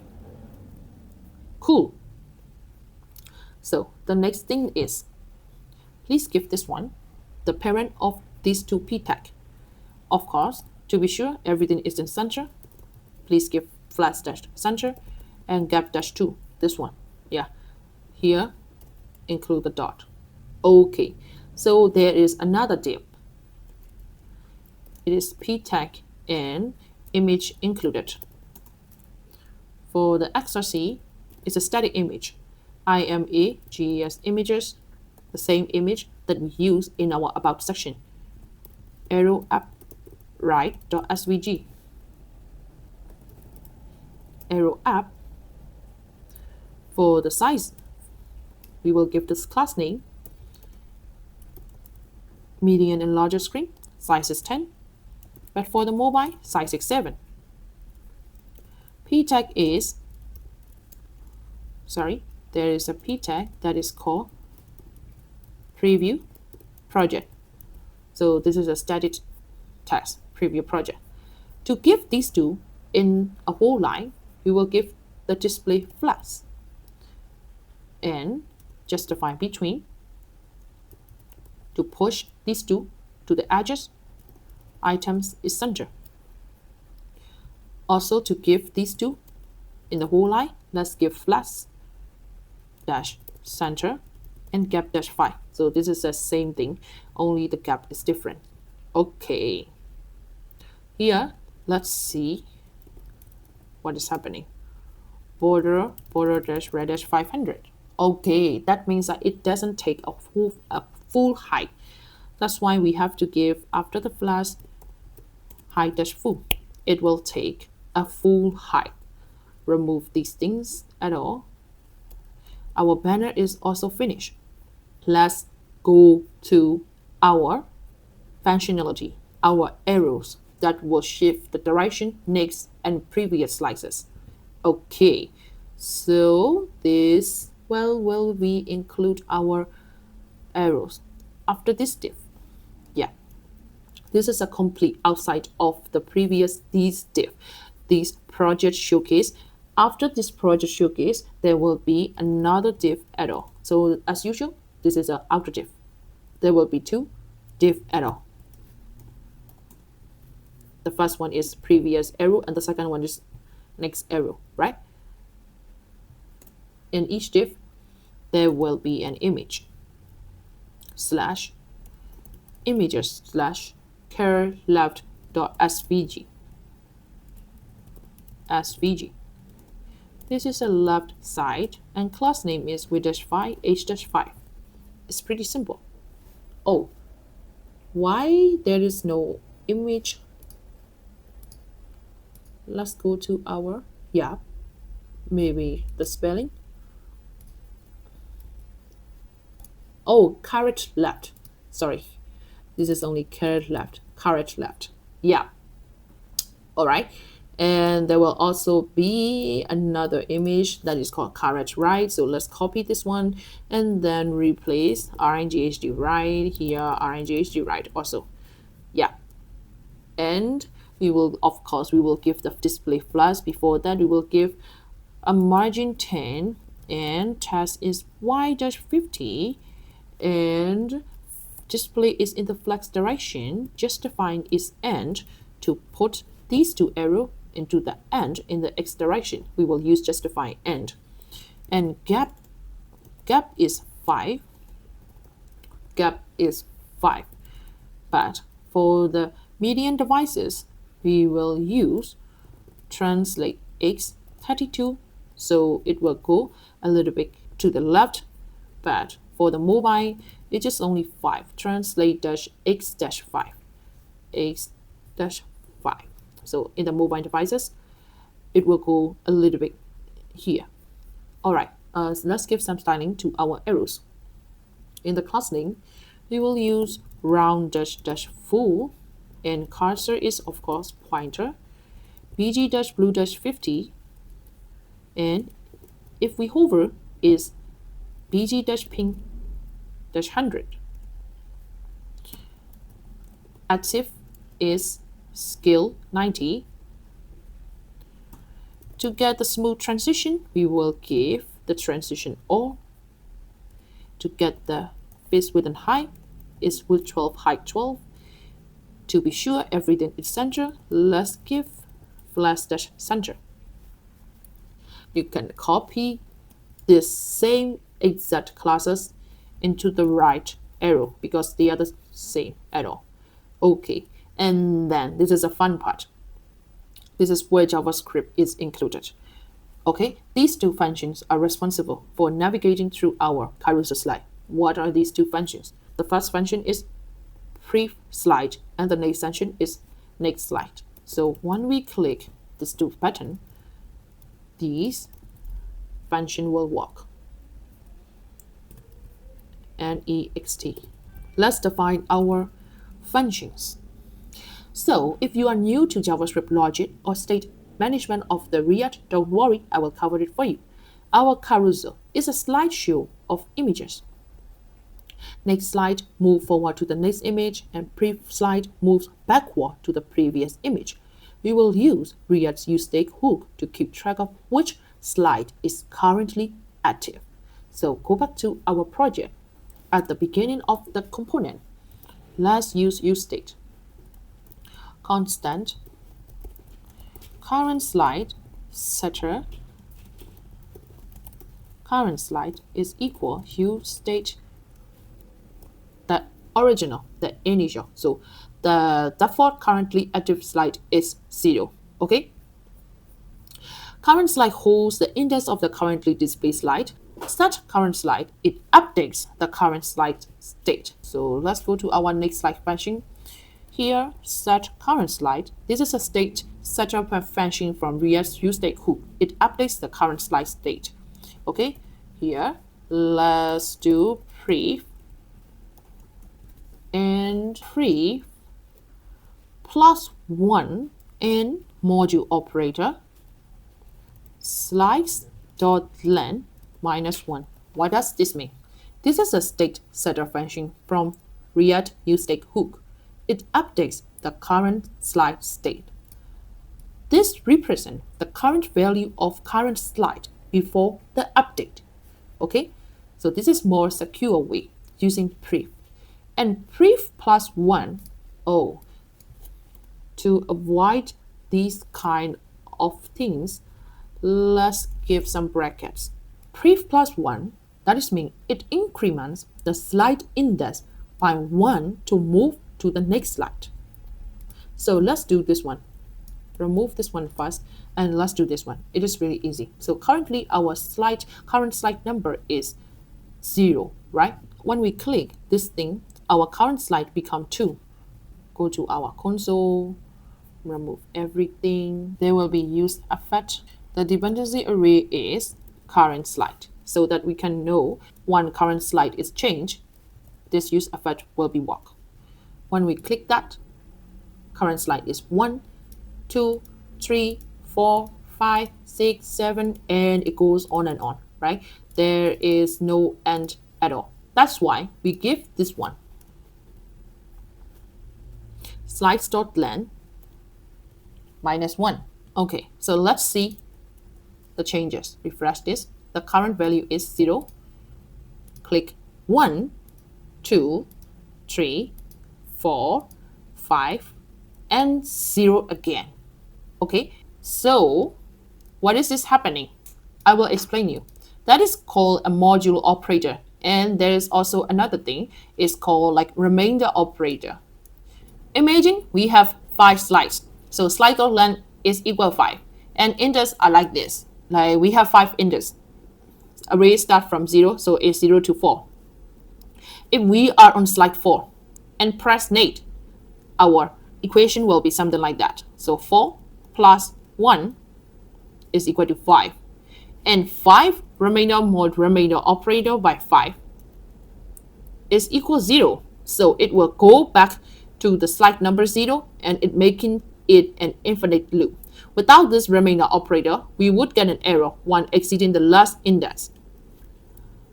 It is not the same at all with the divider operator. 5 divided by 5 is 1, but 5 remainder operator by 5 is 0. This is the remainder and this is the divider. It is not the same at all, but it really helps a lot in our cases, right? Okay, let's remove this use effect and let's animate our next slide. Use Gsap. Okay, in our dependency array, we have to give the current slide so that the animation will work if the current slide is changed. Go to our current slide. Here, gsap.to, and the selector is selector-item. We have already given the class name, and the animations are x is active minus and current slide is to 63 VW. So when the current slide state is changed, the slider item will move in the x direction. So it's go to the right, 63 VW. Opacity is 1.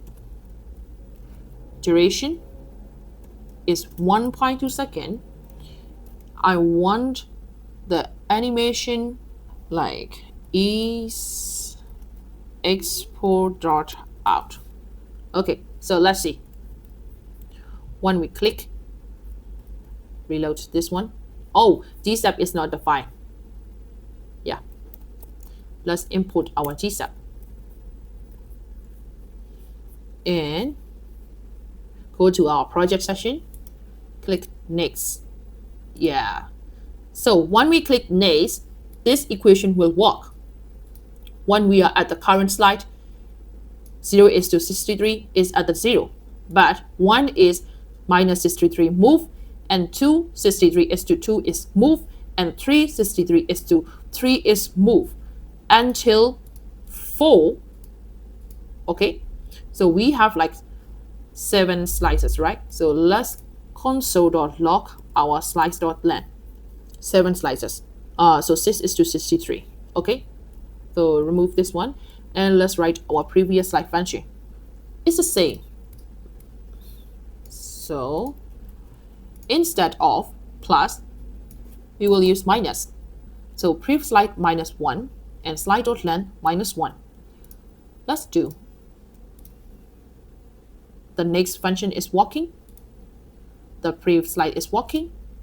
But why there is no infinite looping in the previous slide? So let's go to our next slides. Next slides, next, next, next, next. And for the next slide, the infinite looping is working. But for the previous slide, it is not working. What's happening here? So let's console.log our current slide. It's 0, 1, 0, and -1, -2, -3. There is no infinite. Actually, here it should be 6, so that things will start from the end again, right? To get this equation, we have to do something. Prep that -1 here, we have to add slice.length -1. We have to add this one. So please give a bracket. All right. Let me refresh. 0, 1, 2, 3, and go back is 2, 1, 0, and 5. 4, 3, 2, 1, 0, and 5. Right? It jumps back last slide. This ensures that when we go back from the first slide, we don't get negative values. So it will go loop and loop again and again in both previous slide and next slide functions. So our project part is almost finished, but let's add another dynamic animation to animate the images. So here Gsap.from to, we will use from to because here we have desired result in both like initial state and also final state. And for the selector, let's use a backtick because we will include a current slide, some JavaScript calculation in here. Okay, so slider dash item for the select, use nth dash chai. So here we will use some JavaScript calculation, current slide +2 and image. All right, and the animation is something like that. There will be 2 brackets at all. The first one is initial state. The second one is the final state. In the initial state, we want the image bigger than the original state. So scale is 2. So it will come from the slightly zoom in effect. And the final state is the scale is to 1. Duration is 1 second. And I want to include an easing part. Power to dot out. So it will zoom out slowly. Let's save the animation and let's refresh our code at all. As you can see, so when we do this, our image will come from the scale 2 to the scale 1, like that. Okay, so this is a mobile, and let me close. You can see, if you want to take like things more dynamic, you can change this value. Instead of scale 2, you can also scale 3, and instead of duration 1, you can put 1.5 seconds and refresh this one. And here, yeah, okay, but I don't like this one. I only want to like 2a scale. to a scale to the original scale 1, and this will happen in the duration 1 second with some kind of easing. Let's go. So this is the carousel part, and my project session is finished. Okay, so we arrive at our testimonials part. They are social proof, showing clients and employers how you have delivered results and solved real problems. Here, as you can see, we will create a nice place card with smooth and battery hover effects using only TailwindCSS, no Gsap at all. So let's create a testimonial.gsx file in our project. In the component folder, call testimonials.gsx. Close it, type REFCE, section tag, please give the ID testimonial, class name, /center, relative, and p-0 px-5 for the padding. Okay, as usual, we will add our gradient spheres component. Okay, but for now, it's called testimonial.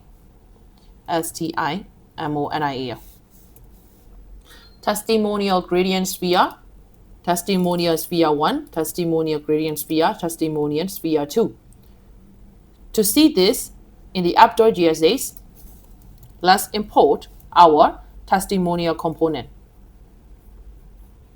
Here, you can see this is our testimonial gradient sphere, and as usual, we will add our title header component. Before that, we will create a parent div to make sure with full hyphen, container, relative, z-10, and we will add some margin, 40, 20, okay? So inside this, let's copy our title header, Command C, Command V, import. Okay, here change this number 4.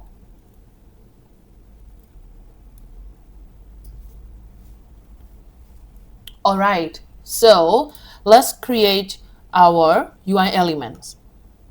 There are 4 similar cards with similar UI elements, so let's create a reusable component for the card called testimonial card. Go to our components and create a testimonial card. Type REFC. Okay, I think I make a mistake.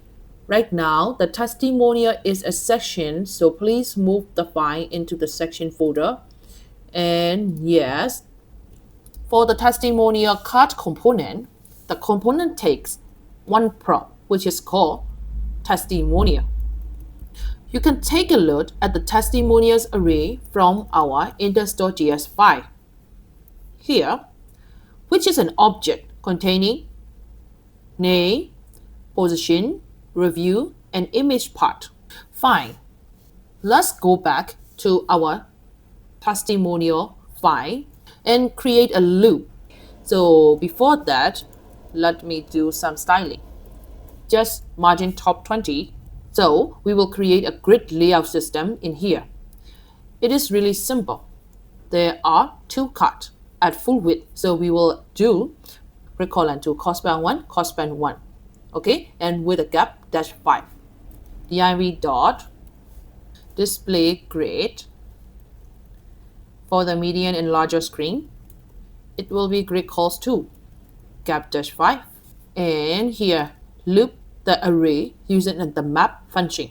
So testimonials dot map to iterate over each item in the testimonials array. We have already used many similar cases in our previous project. Let me explain this map function a little bit, okay? So here, testimonial is the current testimonial object in the array and index number of the current item in the array. It always starting from 0. And in the testimonial card, we will give key index.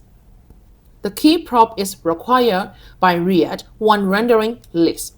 It helps React identify which items have changed, have been added, or have been removed. Here, the index of the array is used as the key. The testimonial prop is passed to the testimonial card component, providing it with the data it needs to render. Therefore, testimonial card with each colon span 1. Okay, so let's go back to our testimonial card and build the UI. Remove this. Our first thing that need to write is call-span-1 bg black 300 as usual, and we will use testimonial-card rounded Excel. Fine. Here there is a parent div. Let's go back to our Figma. As you can see, we can make like this is the upper div that includes 2 images, and we will use justify between for this space. This is a avatar image and this is a static image, and we will include our testimonial.review in the middle div, and at the bottom div we will include 2 more div, right? The left side and the right side. You are already familiar with our above sessions, so let's start to write our div. This is the first div, the upper div that will include 2 images.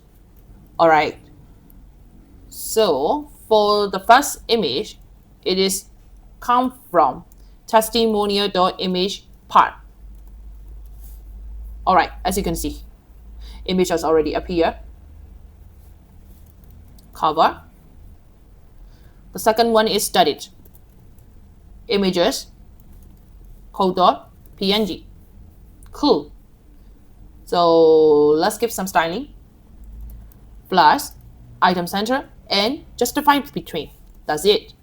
And to give our avatar classes, let's start from width and height. This is for responsive width and height.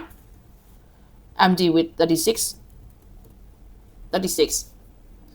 together square. Okay, and for the mobile is 24. Okay, so let's do the hover animation effect in the later. Currently just give classes to get the styling. Okay, so this will be the second one, that is called code. For the width and height, let me copy this one and paste it. Change the number. It is not 24, it is 14. But for the median, it is 28. All right, and we will do another div for the testimonial.review. It is a p tag, testimonial.review. Please give some margin top 10 and give some styling to our p tag. 2XL for the median and larger. Font light. There is another div at all. This is a bottom div, and in this div there will be 2 div, the left side and the right side. For the left side, H1, this is for testimonial.name, and there is another tag for the testimonial top position. All right, so let me get some styling. For the H1, task blue 50 and font size 3XL. But for the mobile, I only want text that LG, font medium. Please give a margin bottom. All right, for the p tag, text XL, but in the mobile phone, text that SM, opacity 7. Okay, to get a little bit faded. Font light, please. That's it. And we will go to our next div. There will be 2 images, the social images, the Twitter image and the Facebook image. So let's give 2 image. SRC is images x.svg. This is an X. Class name is, we will go from size 12. MD size 12, mobile size 5. All right, so please copy this one and paste it because they are the same. The next one is imager/fb.svg. FB. All right, so we will give our parent stylings. The first one is flash, but we only want flash-row in the median devices. We want to get flash-call in the mobile devices. So let's give some stylings according to this. Item center, justify between, margin topped, MD margin topped 20, and margin top 10 in the mobile devices. Okay, so for the H1, it is already okay. Let's go to our imager section. Flash, item center, gap 3, MD is 0, and for the mobile, MD is 5. Easy. And go to our main parent div. Let's give some padding -10. All right, and rounded XL. Okay, so it's pretty good. I will show you full screen because currently it's a little bit like compressed. So I will show you the full screen.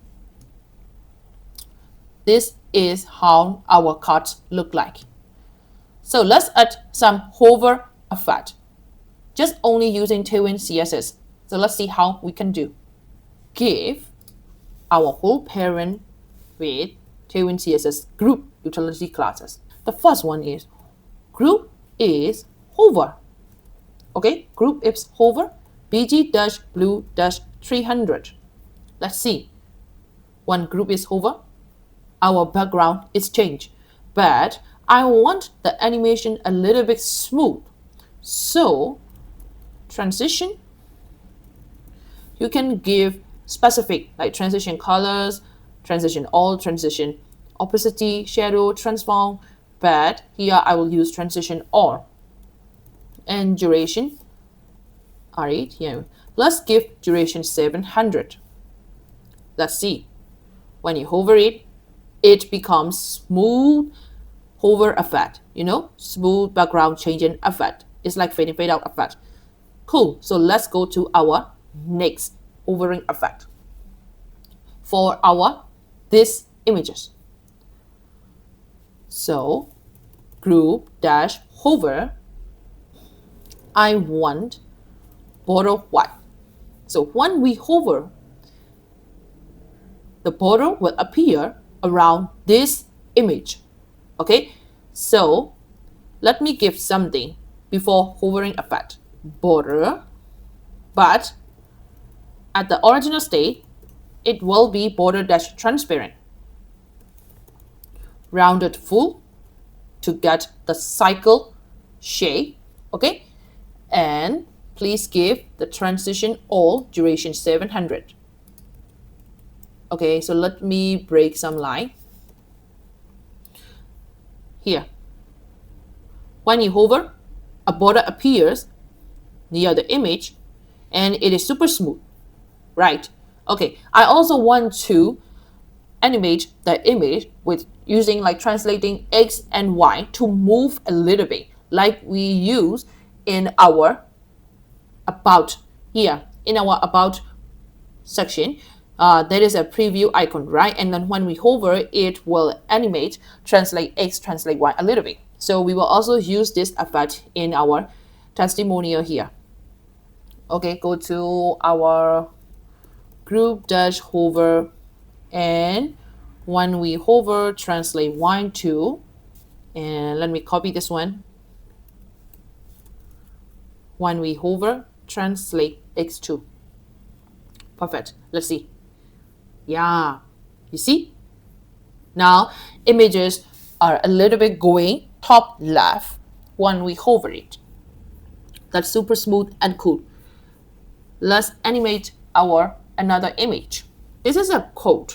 This is a static image, but as you can see,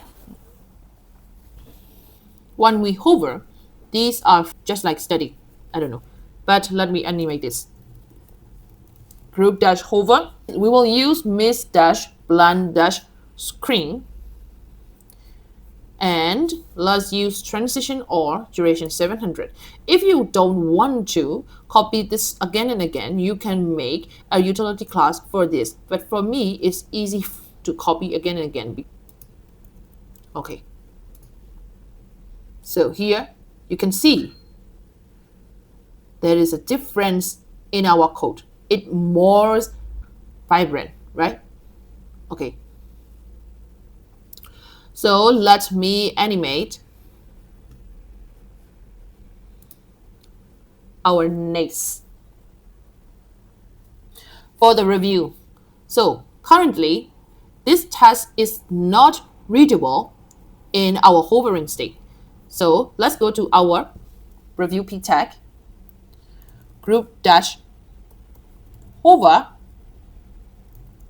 text dash y dash 50, transition or duration 700. See, so right now it is more readable and we can see clearly our review text. Okay, so let me also animate the up below part also. So go to our testimonial.name h1 tag, and here when we hover, group dash hover, text become white and transition or save duration 700. So yeah, so this is y dash 50 and this is white. Let's animate also another thing. Group dash hover, text dash y dash 50, transition or duration 7. Yeah. And this is our last component. When we hover our group, we will use mix blend luminosity and transition or duration 700. Please copy this one and paste it. You can try and test other mix blend mode, but I prefer this one. Okay, this is as you like. Now we got our fully animated hovering effect, which is only using TailwindCSS and its super useful utility class called group.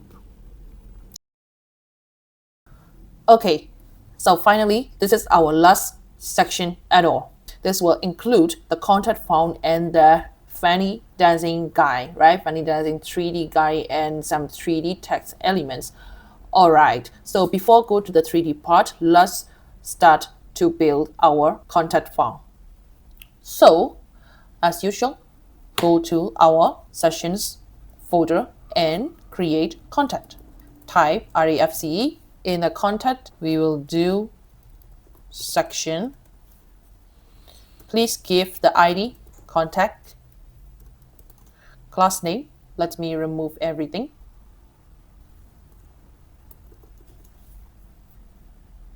Okay, please copy this one. Yeah. Okay, and here we will have our main parent div with full, hyphen, container class. Let's give some margin, 40, 20. Copy our title header, paste it, import it, and for the content, please copy it from our Figma. Title, content me, number should be 5. Yeah, perfect. Go to our app.gsx and import our contact section. Cool, we get our contact section. After the title header, let's build our form. But before the form, let's build our parent div for the left side and the right side, right? So this is the parent div, and in that parent div, just only margin dash 20, and here we will do the grid. Okay, let's go there. Inside the grid, there will be 2 div. Okay, let's give our grid dash call just 12 column to our grid, and it will take place 5 column. So the second column will take place 7 column. Let me do the responsive continuously. For the responsive, it will take a whole column. Okay, so it will take 12 columns at all. This is the same. Perfect. Inside this, we will do our contact form. Before that, I want to make a component for that contact form. Okay, type refc, close it. Here, let's import our contact form. Perfect. Go to our contact form. I want to make sure everything is centered, so let's give our form with flex center and form tag. There will be no action error. So here we will build our UI of the form first, and later then we will add the email sending feature. But currently, let's focus on the UI of the form. So let's give some class. If you want to know the dimension of the form, you can give something like that.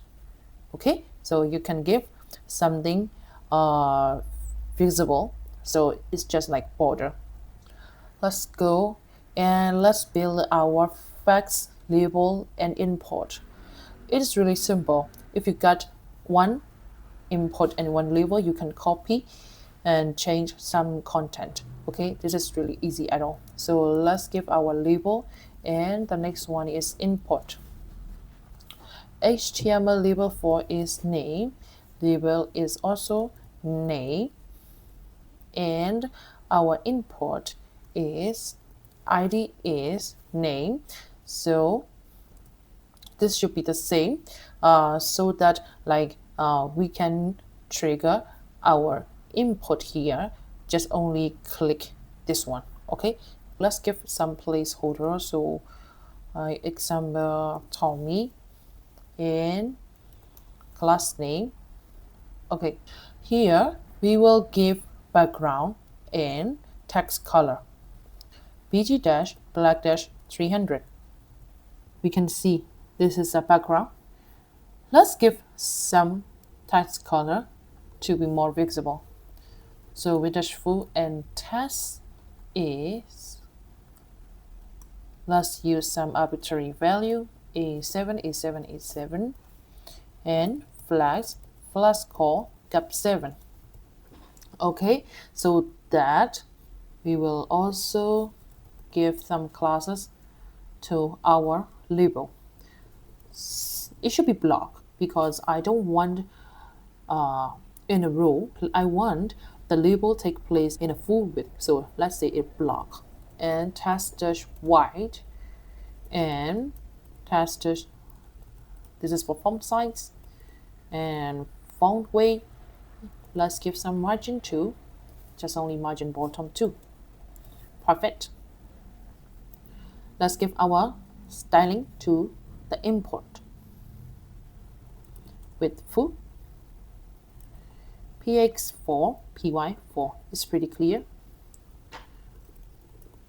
Font weight is light. For the responsive font size, in the medium devices and beyond that, you will get the normal font size, so text dash base. But for the mobile, we will get smaller font size, so text that SM. Right now, the placeholder text is not really great at all, so let me give placeholder text color. It should be FA. Yeah, but just only 50%. Cool. And the last thing is border radius, rounded empty. Okay, so you can remove these things and take a look our label and import. So this is a pair. Okay, we don't need this. This is a pair, so we can copy this pair. Let's see how many pairs there are in our contact at UI. So go back to the Figma. 1, 2, 3, 4. Email address, subject, and message. Okay, so paste 1, 2, 3. All right, we got 4 labels and 4 input pairs. So let's do our email address. But for HTML4 and ID is email. All right. And placeholder is hello@gmail.com. Okay, we got our email address. And the next thing is should be subject. All right. And the final one should be message, message message. But for the message, it is not import anymore. It should be test area so that we can type more text rather than input. All right, here we will give the rules is 5. This is, you can type 5 rule, and this is a visible and visible one, and you can also like expand and collapse as you wish. Okay, perfect. There is also another thing. It is a backtag. After all of the div, we will include our button, and that is called send message, right? Okay, it should be type submit. So when we click the button, the form will be submitted. Class name, let's give some classes.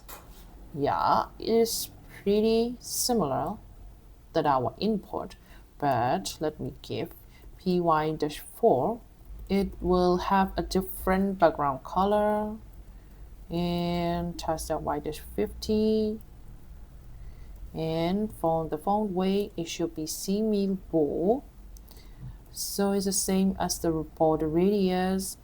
And when we hover, we will have our BG blue 600.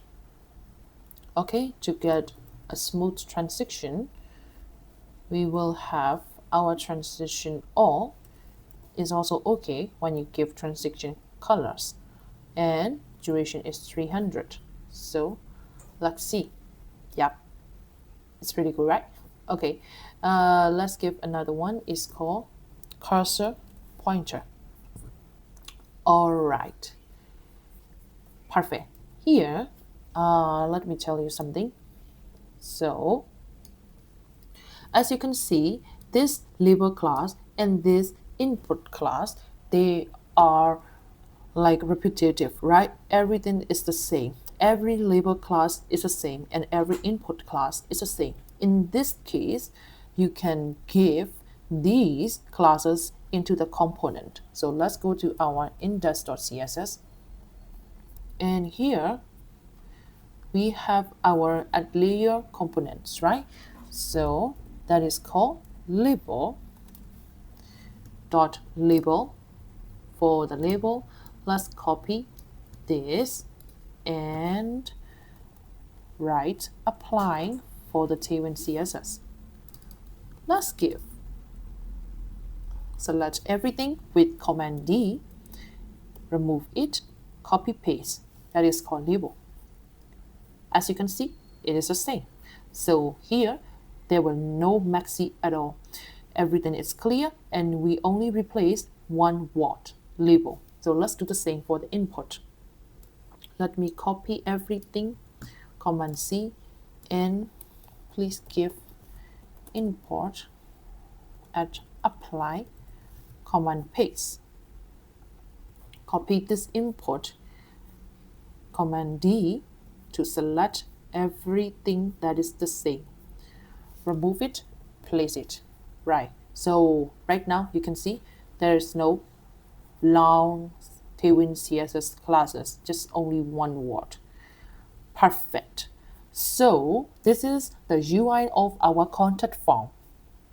I know the next thing should be the email sending feature, but before that, let me go to the climax of the video, okay? How to create your own customized 3D avatar. Yeah, so finally, this is our climax part. And let's see how easy and clear to create your own customized avatar it is. So let's go. Finally, we are gonna create your very own customized 3D avatar. We are going to use an awesome tool called Ready Player Me to make this super easy and fun. First, head over to the website and type Ready Player Me. This is a free platform that lets you create a fully customizable 3D avatar in just a few minutes. You can use this avatar in games, apps, or like we are doing in your developer portfolio to add a personal touch. Let's go to create our avatar. Here, when you search Ready Player Me website in the Google, you can see here, right, to create your avatar.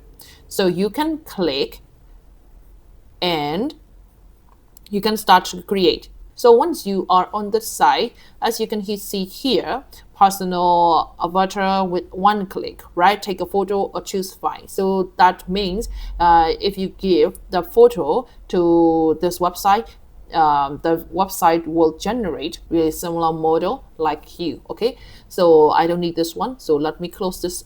And here you can, yeah. So that means you can choose your clothes, you can choose your hairstyle, makeup, and glasses, and a mask, and even hats. So you can also choose your shoes or something like that. So this is your choice, right? So I really want you to test every stylist so that your creation is different than any other ready-made 3D avatar. So please test them. After your testing is finished and after the finalization of the model, let's go to our next. Here, you can copy this. Go to the new tab and paste it.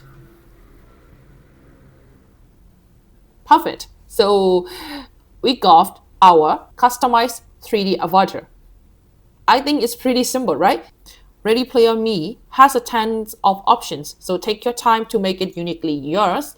But for me, we have already created our desired version. So yes, our model is already in the public model folder.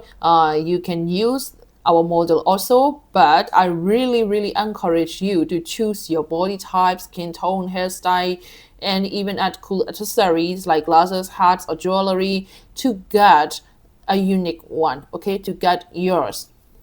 That's it. You have just created your very own 3D avatar using Ready Player Me.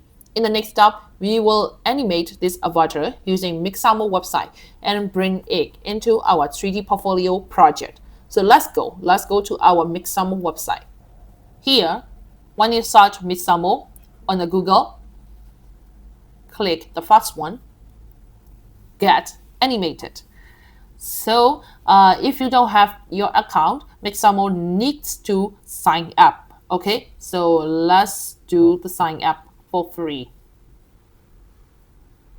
Okay, so once you are already in sign in process, here as you can see, there are two tabs. So the first one is characters and the second one is animation. If you don't want to animate your own character, you can just use these characters. So these are the models from the Mixamo website. Let me click something. So this is a young girl here. So it's really cute. She is really cute at all.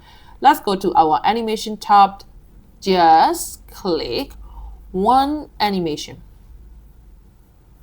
All right, as you can see, we don't have to touch Blender, right? We don't have to rig and we don't have to in a mystery situation when we are doing rigging animation in the Blender manually. It's just only one click. So just click another animation and everything is already happened. So of course we can use this one, but it is not our unique avatar, right? This is not your unique avatar. This is a general avatar, and you can use in your portfolio, but I want to get more personalized. I want to get more personal touch in my portfolio. So let's upload our 3D model by clicking upload character. But there is one issue. So the Mixamo website accepts 3 formats. So FBX, OBJ, and zip. But our Ready Player Me model is in GLB format. So we need our FBX format. We can try some online converter tools like GLB to FBX and many online converter tools, but it will lead to some unexpected issues in the future. Maybe in the animating step, or maybe like selecting some specific target, something like that. Something always unexpected issues happened in the future. So we will use the most secure way. It is using Blender, a free, powerful, and reliable 3D software. Oh, wait a minute. You said that we don't need Blender.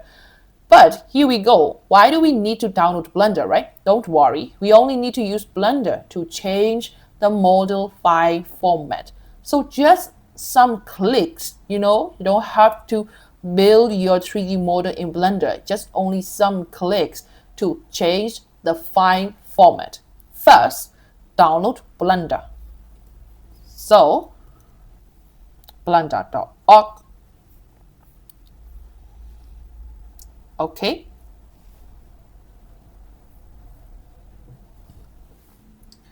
Now we import the GLB file we downloaded from the Ready Player Me website. So to do this, it's okay. So when you first download the Blender, if it's your first time, you will see this setting. Okay, just choose Continue. Click General. Before importing our GLB file, let's remove this everything. Okay, click A in your keyboard and delete everything. Perfect. So let's go to our file. Go to File, Import, and the last option, GLTF 2.0. That means GLB and GLTF. Click this. Go to your files part. So mine is existed in the download. Just click Import. You can see our model is here. Perfect. Like your avatar will now appear in the Blender viewport. If it is look too small or too large, you can zoom in, zoom out, like using the scroll wheel. Okay. So to export the model, go to File again and click this time not import. This time it's export, and go to our FBX format and choose your desired location. Okay. Give your name. For me, just only y.fbx. Here, the only settings you need to change are in the transform section. Set forward to the y forward. Okay, that's it. Just only does it. Choose a location to save the file and click Export FBX. Now we have our avatar in FBX format, ready to use in the Mixamo website.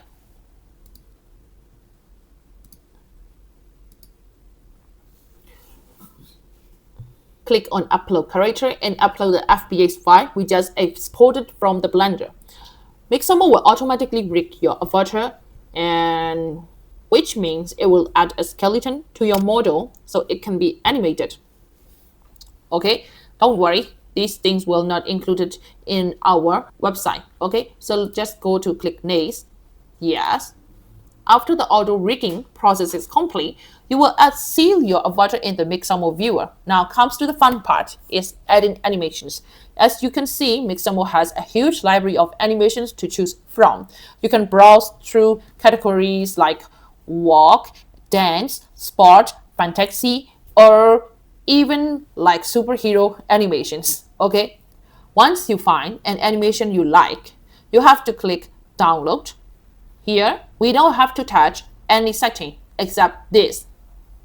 We only want the animation, so we only want the skeleton animation. We don't want to include this 3D skin, okay? Because we have already have our model file, the GLB format, so we don't need the FBX format 3D skin file, just only animations. So choose the without skin, and if it looks good, click download.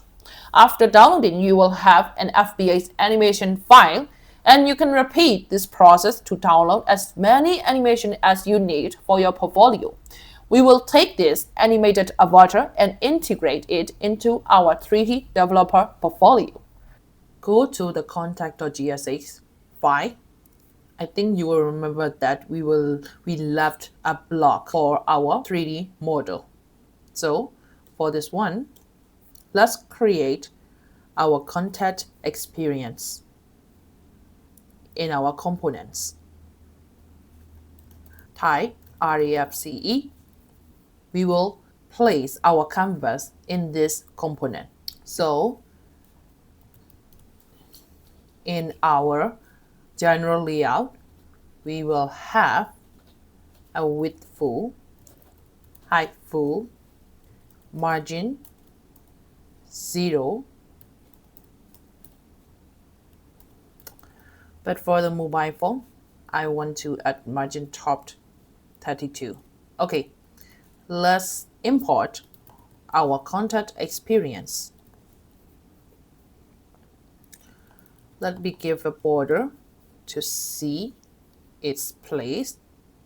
Go to our contact experience, create some setups, something like canvas, add some light, intensity should be 2. There would be another light called directional light. Currently, just directional light. Our final scene will be like this. A boy dancing, and behind the boy, there will be a big bull 3D text. Okay, so this will be our final scene. There are 2 elements in that scene. So let's create our first element, is this big bull text. We will use text 3D component from the React 3D library. Okay, to our code, let's give a group.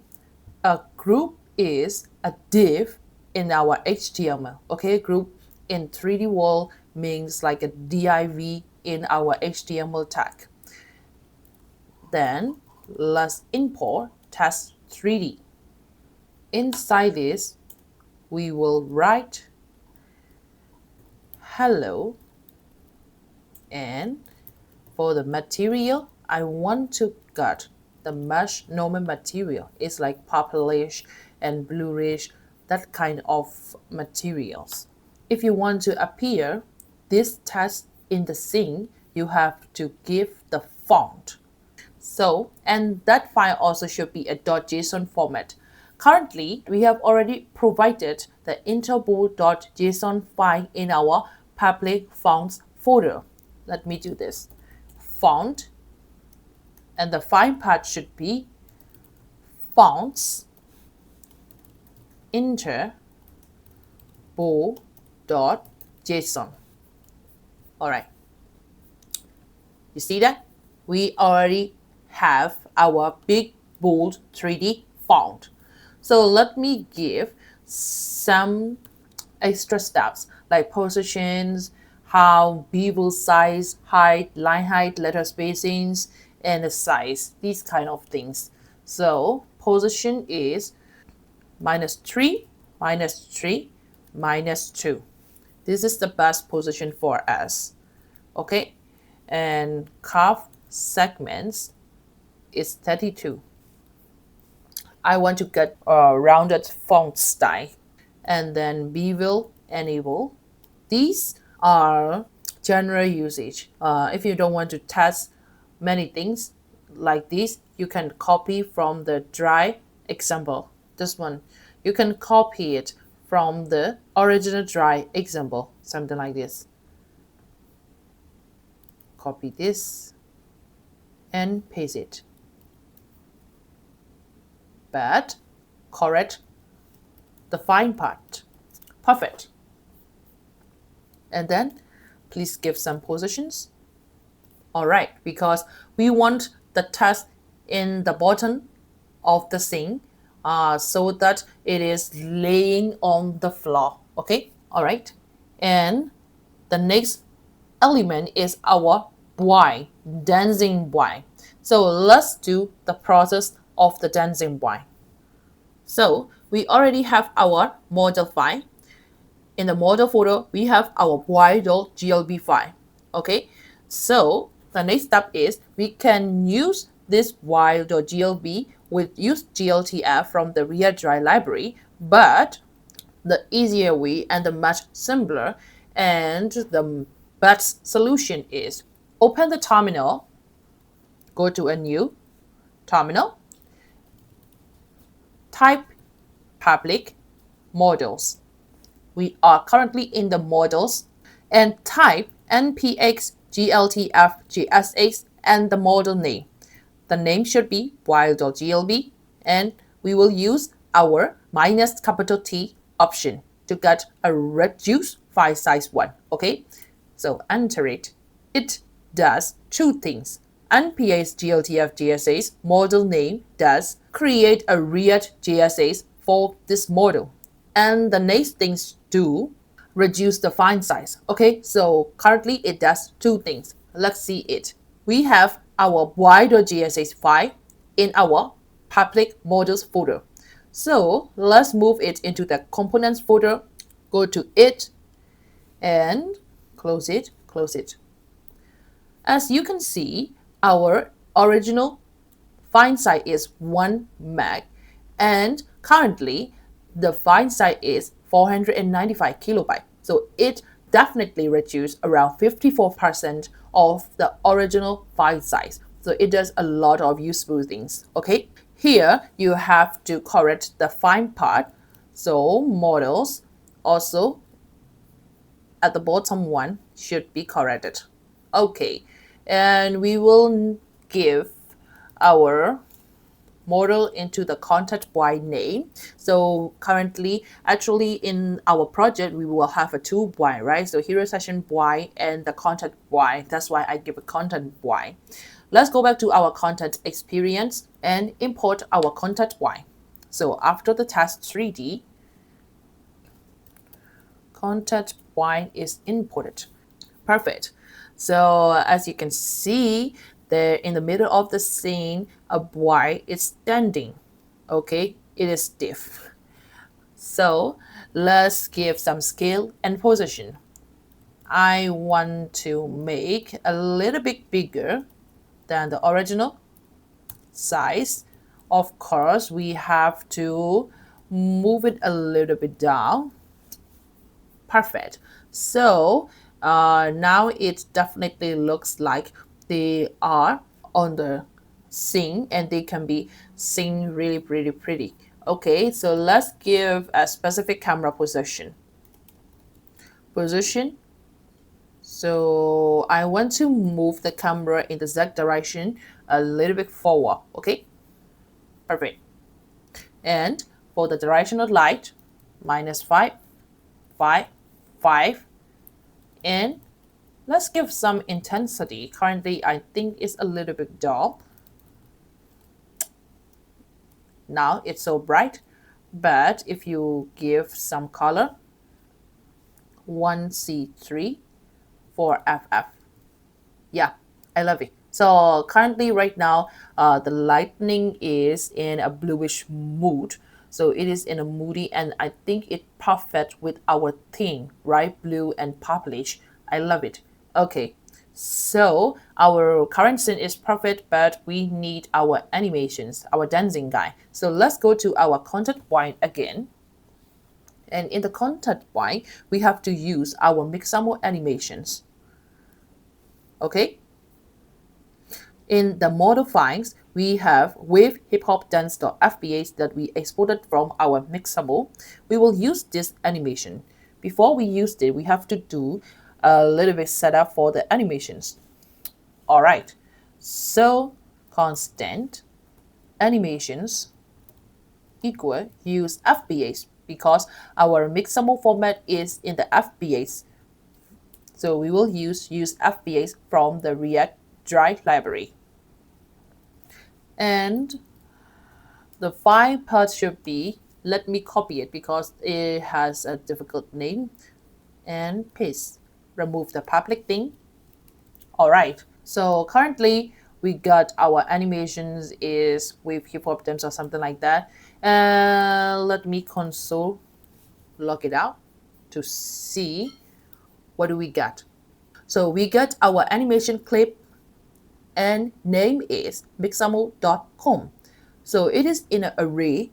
Be careful about that. It comes with an array and we have an index, one index room, and we got the name is mixamo.com. Okay, I want to change the name because mixamo.com is meaningless for me.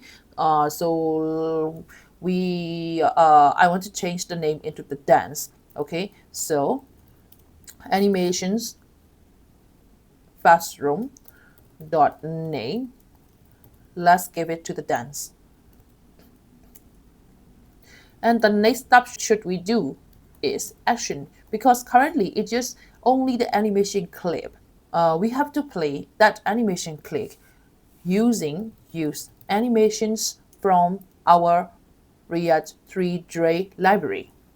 In this use animation, it will accept two things. So the first thing is the animation clip. So it is called animations, and the root. The root is should be group scene. Okay, so this should be the root. We will select that root using useRef. So constant group equal to useRef. And then we will give our group as the root. So let's see what's happened and what do we get. Remove this thing and refresh it. Okay, so we got our dance animation and our animation clip and animation mixer. That means actually animation, we can already use our animations. Okay, the dancing animation is ready. We only have to play it. So let's use a use effect to make sure that it just only play once. I don't want to play again and again. And action dot actions. Okay, we have to play this dance animation. So action dot actions and then dance dot play. Okay, so sorry about that because I give the use ref group, but I haven't give here ref group. My mistake. So let's go back to our website and check it out. The model is dancing. Okay, so you can choose any animations you like, and it's pretty simple. First one, use FBAs and load the FBAs file that you got from the Mixamo animations, and then check it out. Change your name and then use animations. After that, we can play it. Just only these lines, and we get our funny dancing animation guy. Okay, so perfect. Let's remove our border. Yeah, it's great. Finally, this is our main spotlight of the website, Hero Session, with the interactive 3D avatar which follows the mouse movement. In the components, create a hero experience.gsa file, type RAFCE, In this component, we are creating an interactive 3D avatar whose head follows the mouse cursor. This is a great way to add a dynamic and engaging touch. We will go back to our hero.jsx. Here, after this div, we will have another div. So it is width full, height full, but position is absolute. Insert 0 mean top left 0. Okay. Let's import our hero experience in here. All right. If you want to know the correct position, you can also give the border -2 and border -red -500. And here we go. The first one is the most basic one. We start by creating a 3D canvas using the canvas component from the React 3 fiber. And so the 3D content will happen here. We will add our ambient light. This is a basic lighting. So add some ambient and directional lights to illuminate the scene. Let's add 2 directional light. We are using like ambient light for overall brightness and 2 directional lights with 2 different colors to add a cool purplish effect. All right, so it should be position -203, intensity 3. This is the right color for me. I tested it and then I got the desired result. So you can also test them out to get your desired result. Okay, so let me copy this one and then paste it. I want to get to the right side and this is the 3 1C3 4FF. All right, and so right now in this scene I want to add some particles, so it should be called like some sparkles. It is easy. So now we will use the sparkles component from React 3 Dray to give the scene a little magic at all. So you can see right now in the center of the scene there are some particles animating and white things. Okay, so we can give count to 100, so 100 particles of course, and then give a little bit size to 2, so each size of the particle should be 2, and speed is how fast they move. I want to reduce it to the 0.5, and color, so scale is the area where the sparkles will appear. So X should be 10 and Y should be 10, but for the Z direction, I do not want to give more depth. I only want to give them to wander around just only 2 units. Okay, perfect. You can increase the count of the sparkles like 500. See, you can manipulate as much as you like. So, but for me, I love 100. Now, this is our main model type. It is importing our Y model. Go to our public and models. We will use our Y.glb into our React 3 fiber project using the GLTF-GSA tool again.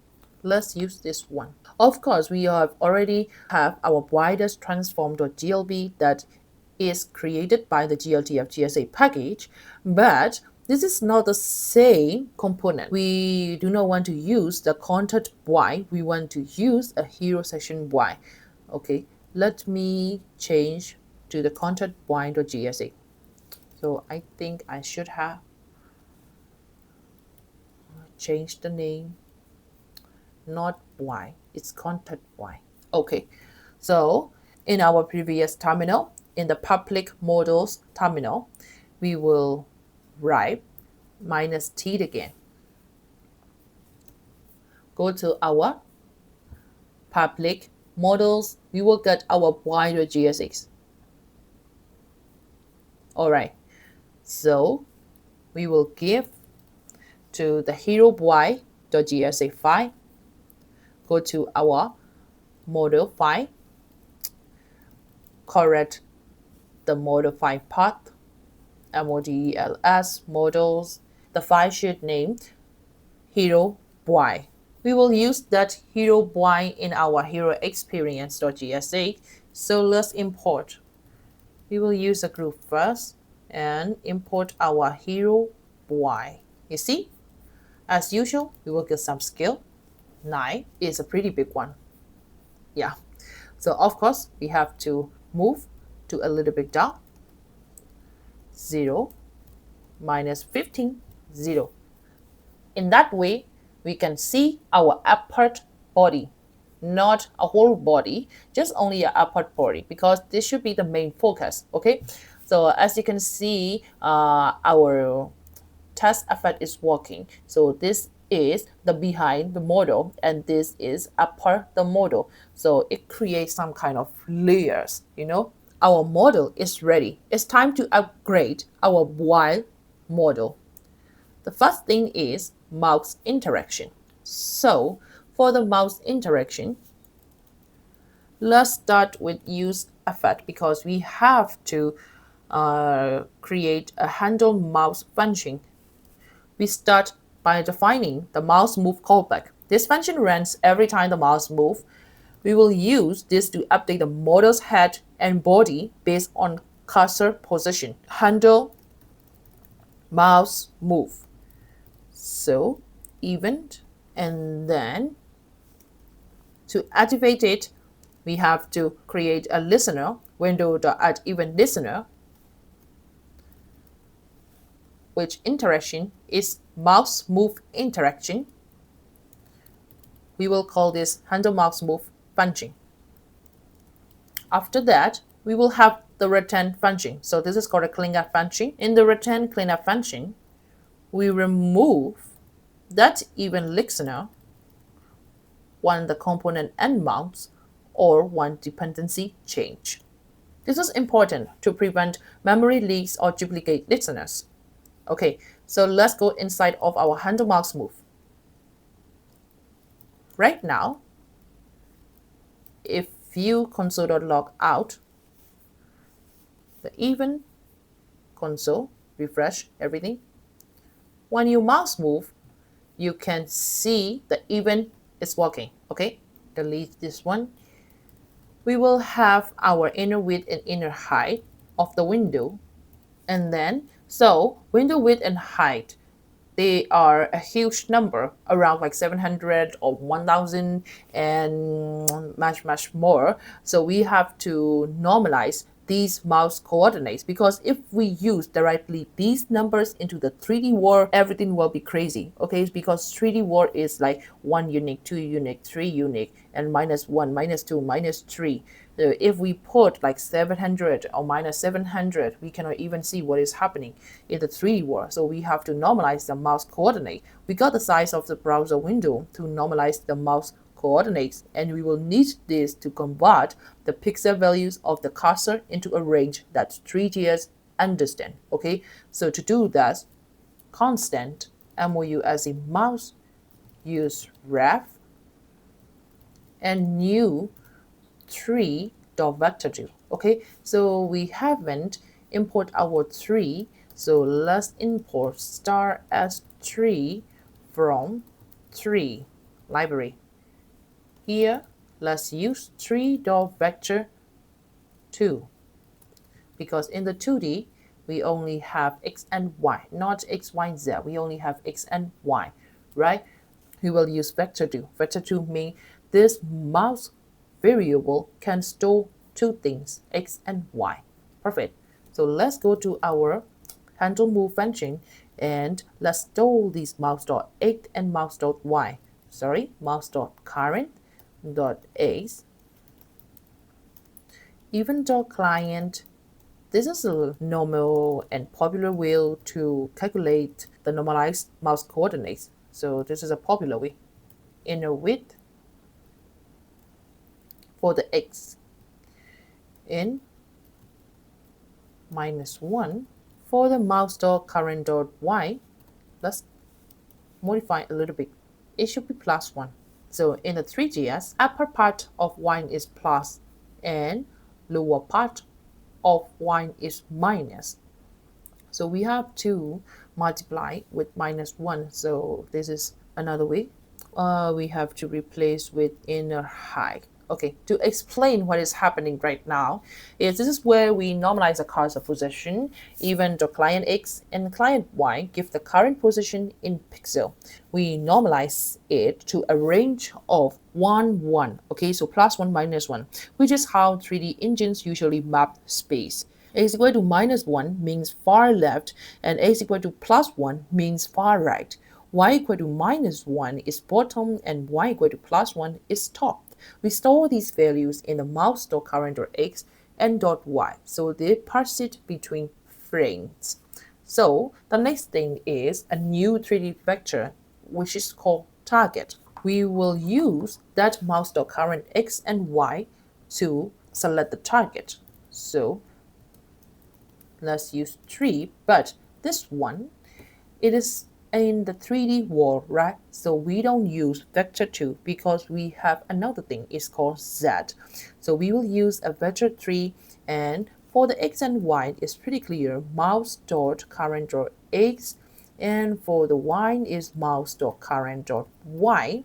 But for the Z, we will use just only one. So the vector is zinned on the camera plane, it points forward into 3D space. This target simulates a floating point in space on where your mouse is. So finally, final step is head follow the mouse. Okay, how should we do this? Let's create another ref. Constant group use ref, and that group is for the whole thing, and make the head object look at the target. So this head object should need to be look at the target. Target is the point where the mouse follow, right? So where the mouse goes, that value will be stored at the target. And we have to connect this head and the mouse interaction target. Perfect. So group.current.get object by name. This is from Three.js, which is called head. It is for optional chaining. It avoids breaking if head isn't found. Look at target. Okay, so refresh this one and you see this. Currently have our desired animation, but of course we definitely need to check it out. And currently it is a little bit weird. Okay, so group.current.rotation.y target.x into 0.5. Right now, we animate a whole thing. So we animated a whole body, and not only just a head, but also a whole body, so that we can avoid that weird animation. Okay, yeah, I can see what is wrong, because here, instead of event client X, we have to give client Y for the mouse.current.y. Let's see. Yes, so this is a final one and this is a perfect one. If you want to know what is happening more, I can explain a little bit deeply. This one tells the head bone or mesh of the model. So the head bone, to look at the target we just calculated. Okay, so this is a target we just calculated into shifting from the 2D world into the 3D world using the normalized values. While using these target values, and then we connect the head bone or mesh of the model to look at the target. This creates the effect that character's head follows your cursor. And get object by name head, grab the child mesh or bone name head from the model. If you want to know more, you can console.log out. Okay, this name must match the bone or mesh name from Blender Expo. You can check it out in the console.log. While the head looks at the cursor, these are the subtle body traits. As you can see, before adding this rotation, only the head follow the mouse is a little bit weird, so it rotates the entire group, entire whole character slightly based on the mouse X. So 0.5 is just a scaling factor to keep it subtle. You can increase or decrease as your desired result. This to make the body rotate more dramatically. Okay, so if you want to give more or less, it's up to you. So the next step is we will use Gsap to animate the model's entrance. Okay, so currently when you reload it, there is like a static model. There is no entrance animation. I want to elevate our website more and more, so we will replace the use Gsap hook instead of the use effect. We will use a use Gsap.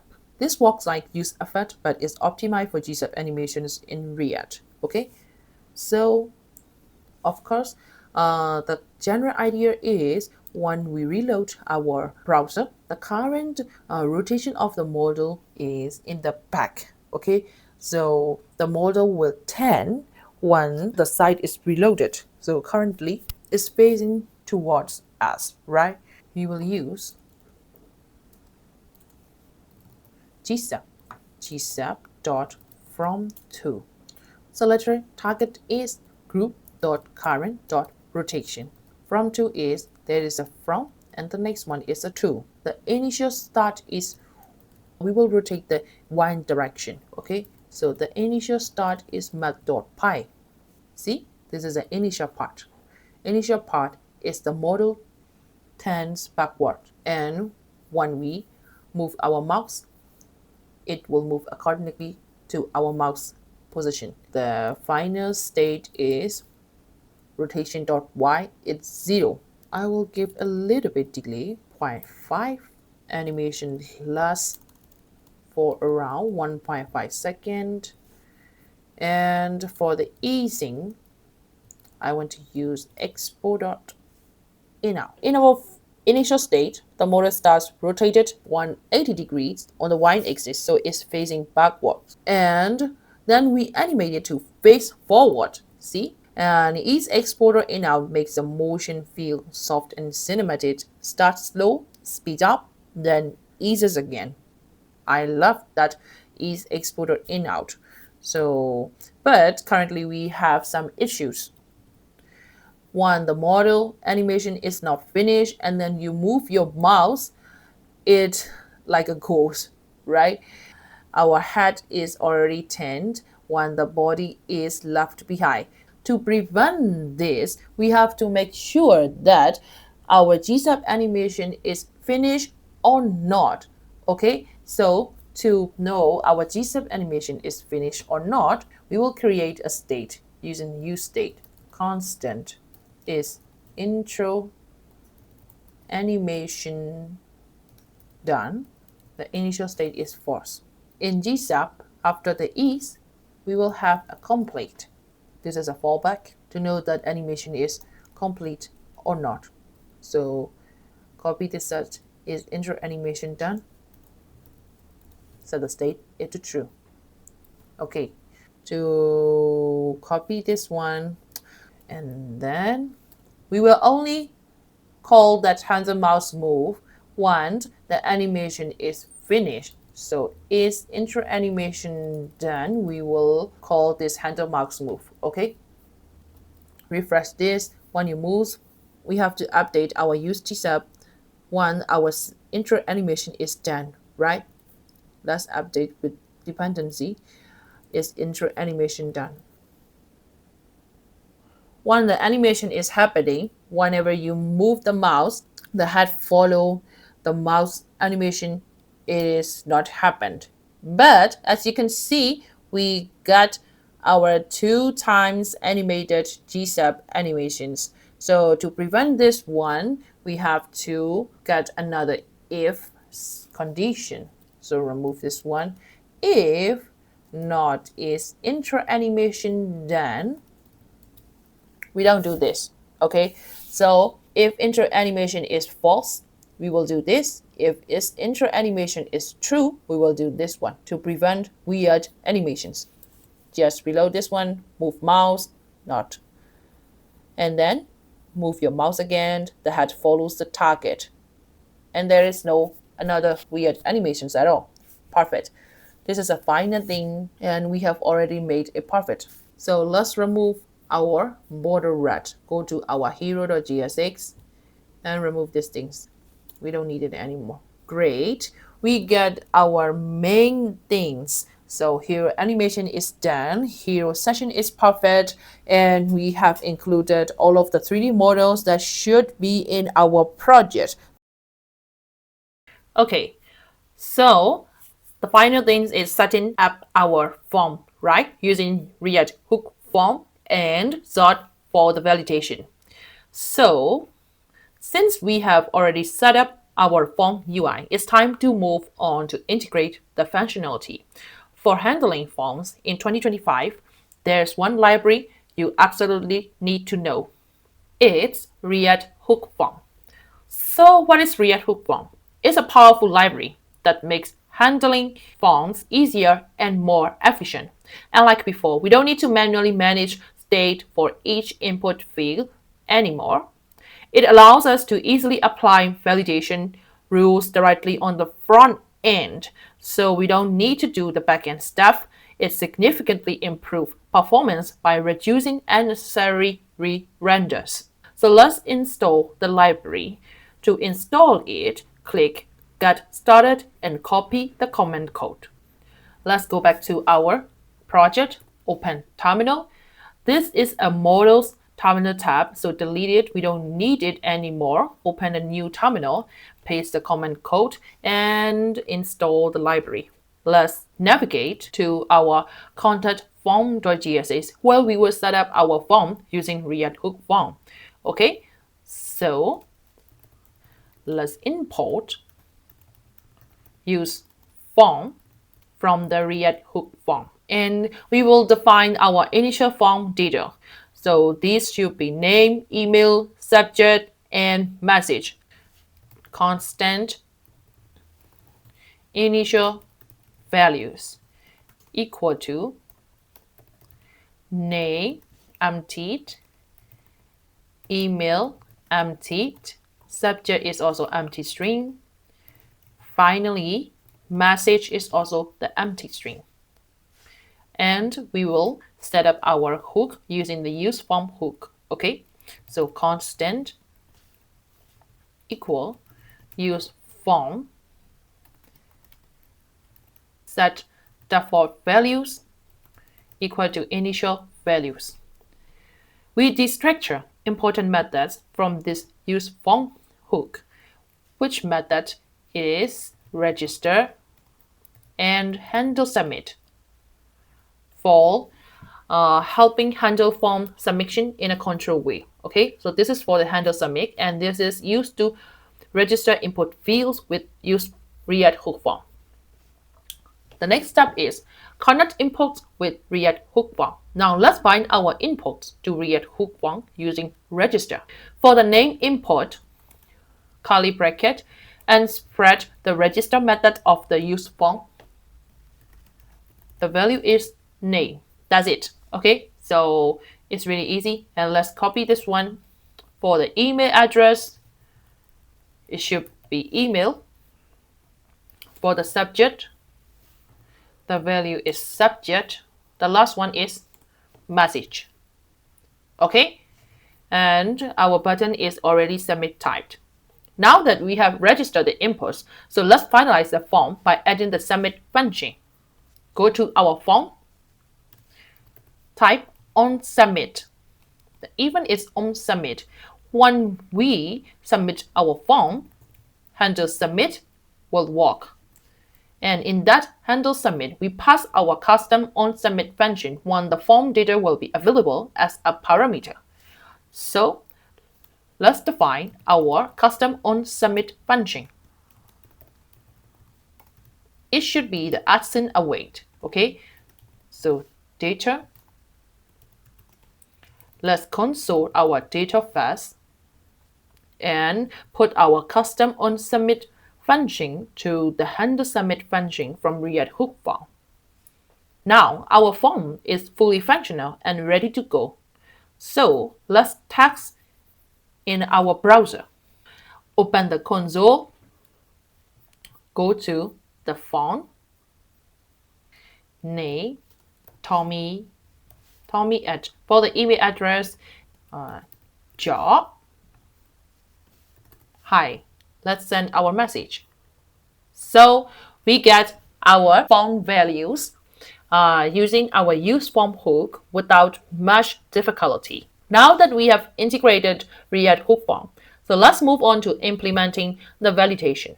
Why validation is important? We should validate all user inputs because data integrity ensures that data collected is valid and usable. Some people can fill unusual data, like, or maybe email format is not correct or something like that. To prevent this kind of things, we will use validation, okay? And user experience, provide immediate feedback to user, like something is wrong, and helping them correct mistakes before submitting the form. And security prevents malicious data, for example, SQL injection or XSS attacks, from being submitted. And the last one is business rules, ensures data adheres to specific business requirements, example, password strength or valid email format. Now that we understand why validation matters, let's explore validation in React hook form. React hook form supports several validation libraries like Superstrat, Zod, and Yap. We will use Zod for this example. What is Zod and why Zod? Easy. It's modern and lightweight. It uses schema-based declarative syntax, and it is easy to define validation rules. So let's install our Zod library. Go to the installation for npm. We will copy npm install Zod. Go back to our project, open terminal, and paste the comment. After installing Zod, let's create validation rules for our contact form fields. In our contact form, contain 4 fields, that is name, email, subject, and message. So let's validate them. Okay, first one, import star as z from Zod. So import Zod from Zod library, like that one. We will define our validation schema. So constant, contact, form, schema, and z.object. In this object, there will be key values pair, name, email, subject, and message. All of these are string value, so we will use z.string. Okay, let me copy this one, paste it, and instead of this double quote, we will replace z.string. All right, so z.object creates a validation schema, and these are the string value. All of these value should not be empty, so we will use non-empty from the Zod. If you want a specific error message for the validation, here pass an error message string as a parameter in each validation rule. If you do not add this validation message, we will get the default error message. So for this one, we want name is require. For the email, we will add email because it must be a valid email format and non-empty, right? So this ensures that the value will be of email format. Okay, so if it's not, user will get an error message called invalid email. It should not also be empty, so we will use this non-empty one again, but instead of name, this time is email is required. This is also the same, message is also required. Okay, our validation definition is finished, and let's bind our validation rule and React hook form. To bind Zod with React hook form, we need the resolver library. To bind Zod with React hook form, we need the resolver library. So let's install it quickly. Open terminal and paste it. After the installation is finished, go back to our top of the file and import Zod resolver from the hook form resolver Zod. Let's bind resolver and Zod validation. So inside the use form, we will add resolver, Zod resolver in our contact form schema. So it by React hook form and the dot validation, right? Okay, so we can get our error state. So the next one is form state. Inside this form state, we will get error catch from the validation rule. Okay, so everything is finished, right? Let's debug error message using use effect. The dependency is errors, and in this one, we will only log out our error messages. Let's submit our form with an empty state. Now, our error message is logged in the console. The next step is show error messages in our form UI. Go back to our contact form.jsx and go to the HTML part. Enter the import of the name, errors.name. If errors of name is included, we will show the errors.name.message. Errors.name.message. Okay, so let's give some styling. Class name, test-red500 to be sure, and to be visible that this is an error message. Let's copy this one and under the import email tag, change the name to the email. Copy this, and put it into the, oh sorry, this is a subject. So this should be for the email, and this should be for the subject. Let me change it again. Error subject, error message. Copy the whole icon and paste it under the text area. This one is message, errors.message, errors.message.message. Okay, so let's go back to our browser, closes everything, and submit our form again with an empty state. Here we got our error messages with a test red 500, and nothing crazy happening here, just only from and form validation using a sort. Okay, the last one is email sending integration. Now that our form validation is working, let's make it actually send emails. Without this, your beautiful contact form is just a pretty face. You will not get a message from a client. Let's connect it to your inbox using email.js.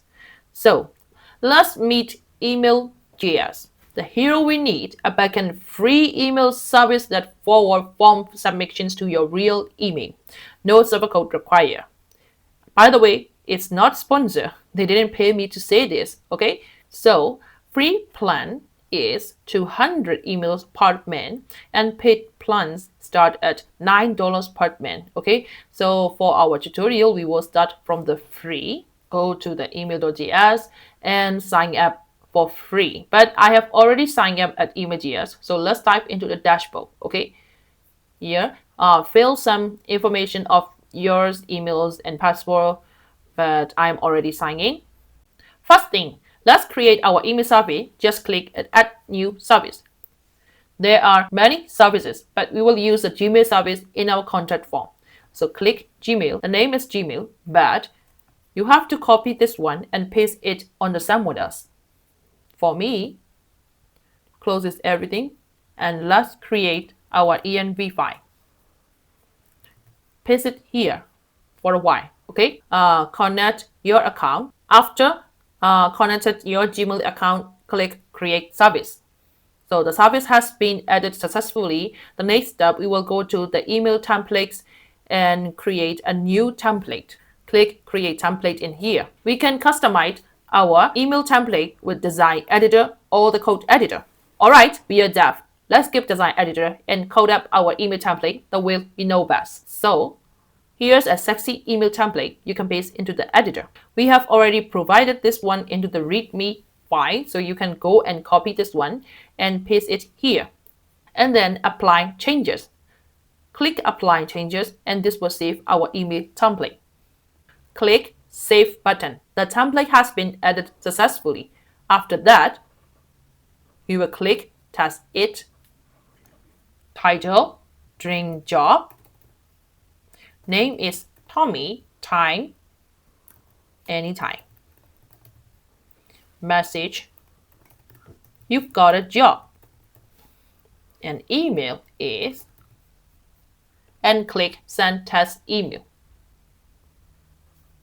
Okay, so the result is 200. Okay, and you can check it in your Gmail box. Here, we've got the email sent from the email.js without a backend code and with a desired email UI format that we wrote in our code editor. After all, go back to VS Code, set up in our env file. We will copy three things: template ID, service ID, and the public key. Okay, in the .env file, these three things. This should go to the service ID.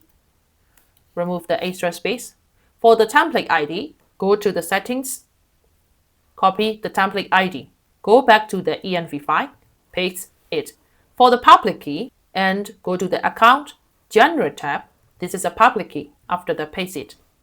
Alright, .env file setup is finished. Let's install Image.js package in my project. To install Image.js package, we have to go to the Image.js browser npm package and copy the code. Open terminal, close everything, paste it. Now, the fun part is updating our form handler. First, close everything. Contact form at the top of the file, import email.js. And also try catch error handling for more easy to debug our code, right? So inside our onset me, remove this console.log and add try catch. Inside the try catch, create a payload object for our email. P-A-Y-L-O-A-D payload.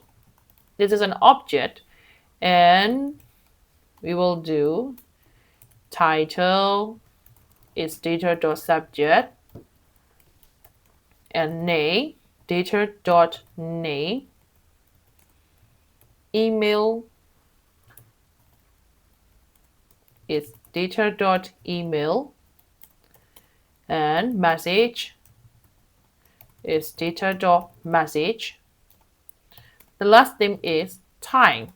We will use JavaScript date API, new date to local string. Perfect. So let's use our env file and call the ID service. The first one is service ID import dot meta dot env dot. Okay, so yeah, copy this one, paste another 2 times. The second one is template ID. Paste it, paste it. So for the public key, we will call user ID. This is how we use env values. So remember that we use import.meta.env and then they are specific IDs to get the values from the env file. We do things like that. Okay, so the way we send our emails with email.js would use email.js send. So for this one, we will use await and email.js.send method. Inside this send method, we will accept service ID, template ID, and payload, and an object. Public key. For the public key, we have our user ID. In the catch block, let's console.log out. Also, let's give an alert message, which is called fail to send message. Please try again. The next thing is there is also another thing called finally. What does finally do? Finally is after all of this process is finished, we will do this one. Okay, so for our finally block, go for an alert. Perfect. Okay, everything is finished. Fill a form and submit a message that will get to your inbox. So let's do send our email. Job message is you've got a job. Remove everything. Send message. Fail to send message. Wait for a bit. Reload our browser. Let's fill our form information and send a message. Job. You've got a job.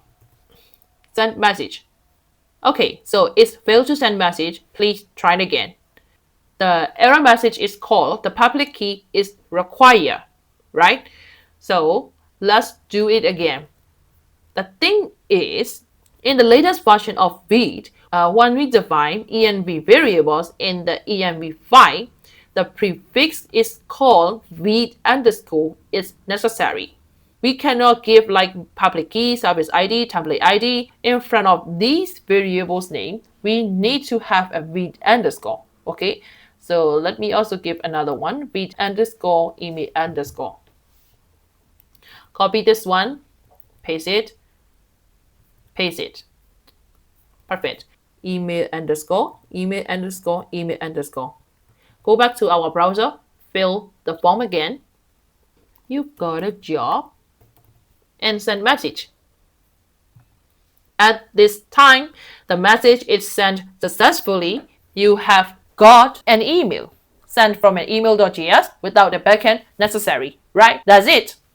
So to get a better user experience and why the message is sent, the user will know that it is sending or sent message already or something like that. So we will add a loading state. Okay, so on the top of the onSubmit function, we will create a loading state.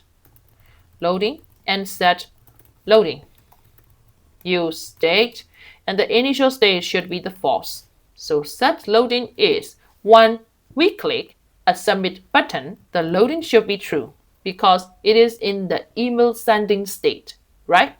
After the message is sent, when we in our finally state, we will finish our loading state. So it should be the false. And to show the loading state, we will go to our button here. Instead of send message, we will set sending ...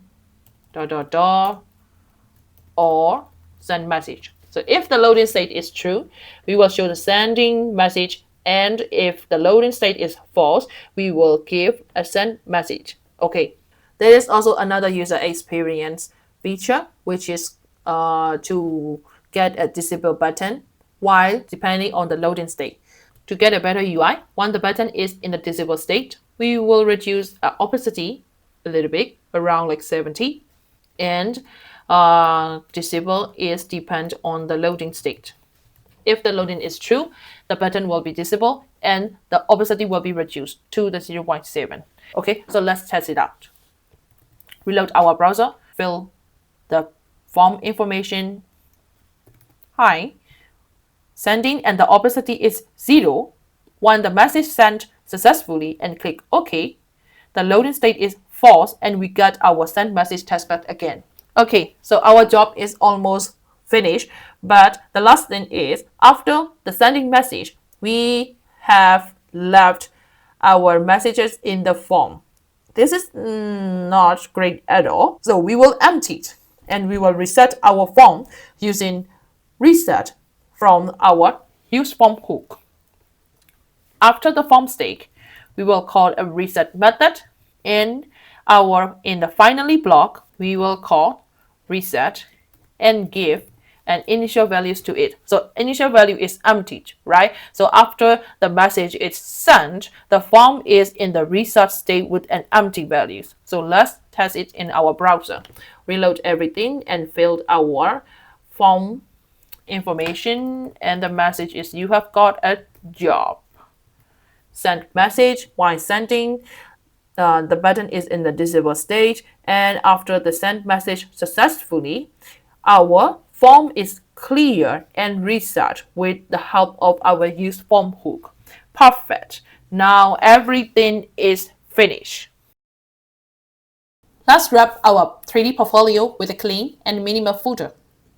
So to keep it simple and give a subtle outro to our visitors, let's go to our component and call a footer.jsx.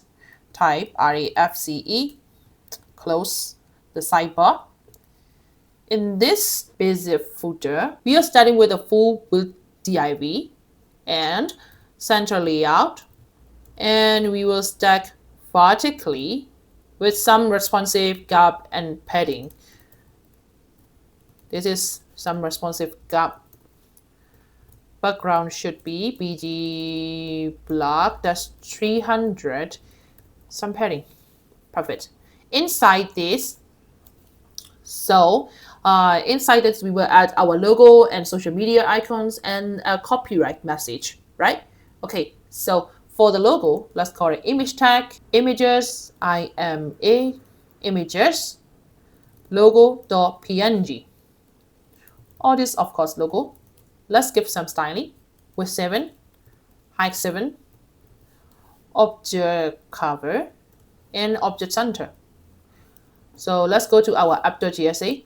Below the contact section, we will add our footer component. You can see this is a footer component and we can already see our image. So the next div should be the wrapper for our footer icon list. Okay, so inside this, we will use our footer icon list from our constant and we are mapping over it. Okay, so let's map div dot. Yeah, perfect. Okay, let's go to our footer and as usual, key would be index and we will get our image. So icon dot icon. This is icon dot name. As you can see, these are our logo images. Let's give some stylings.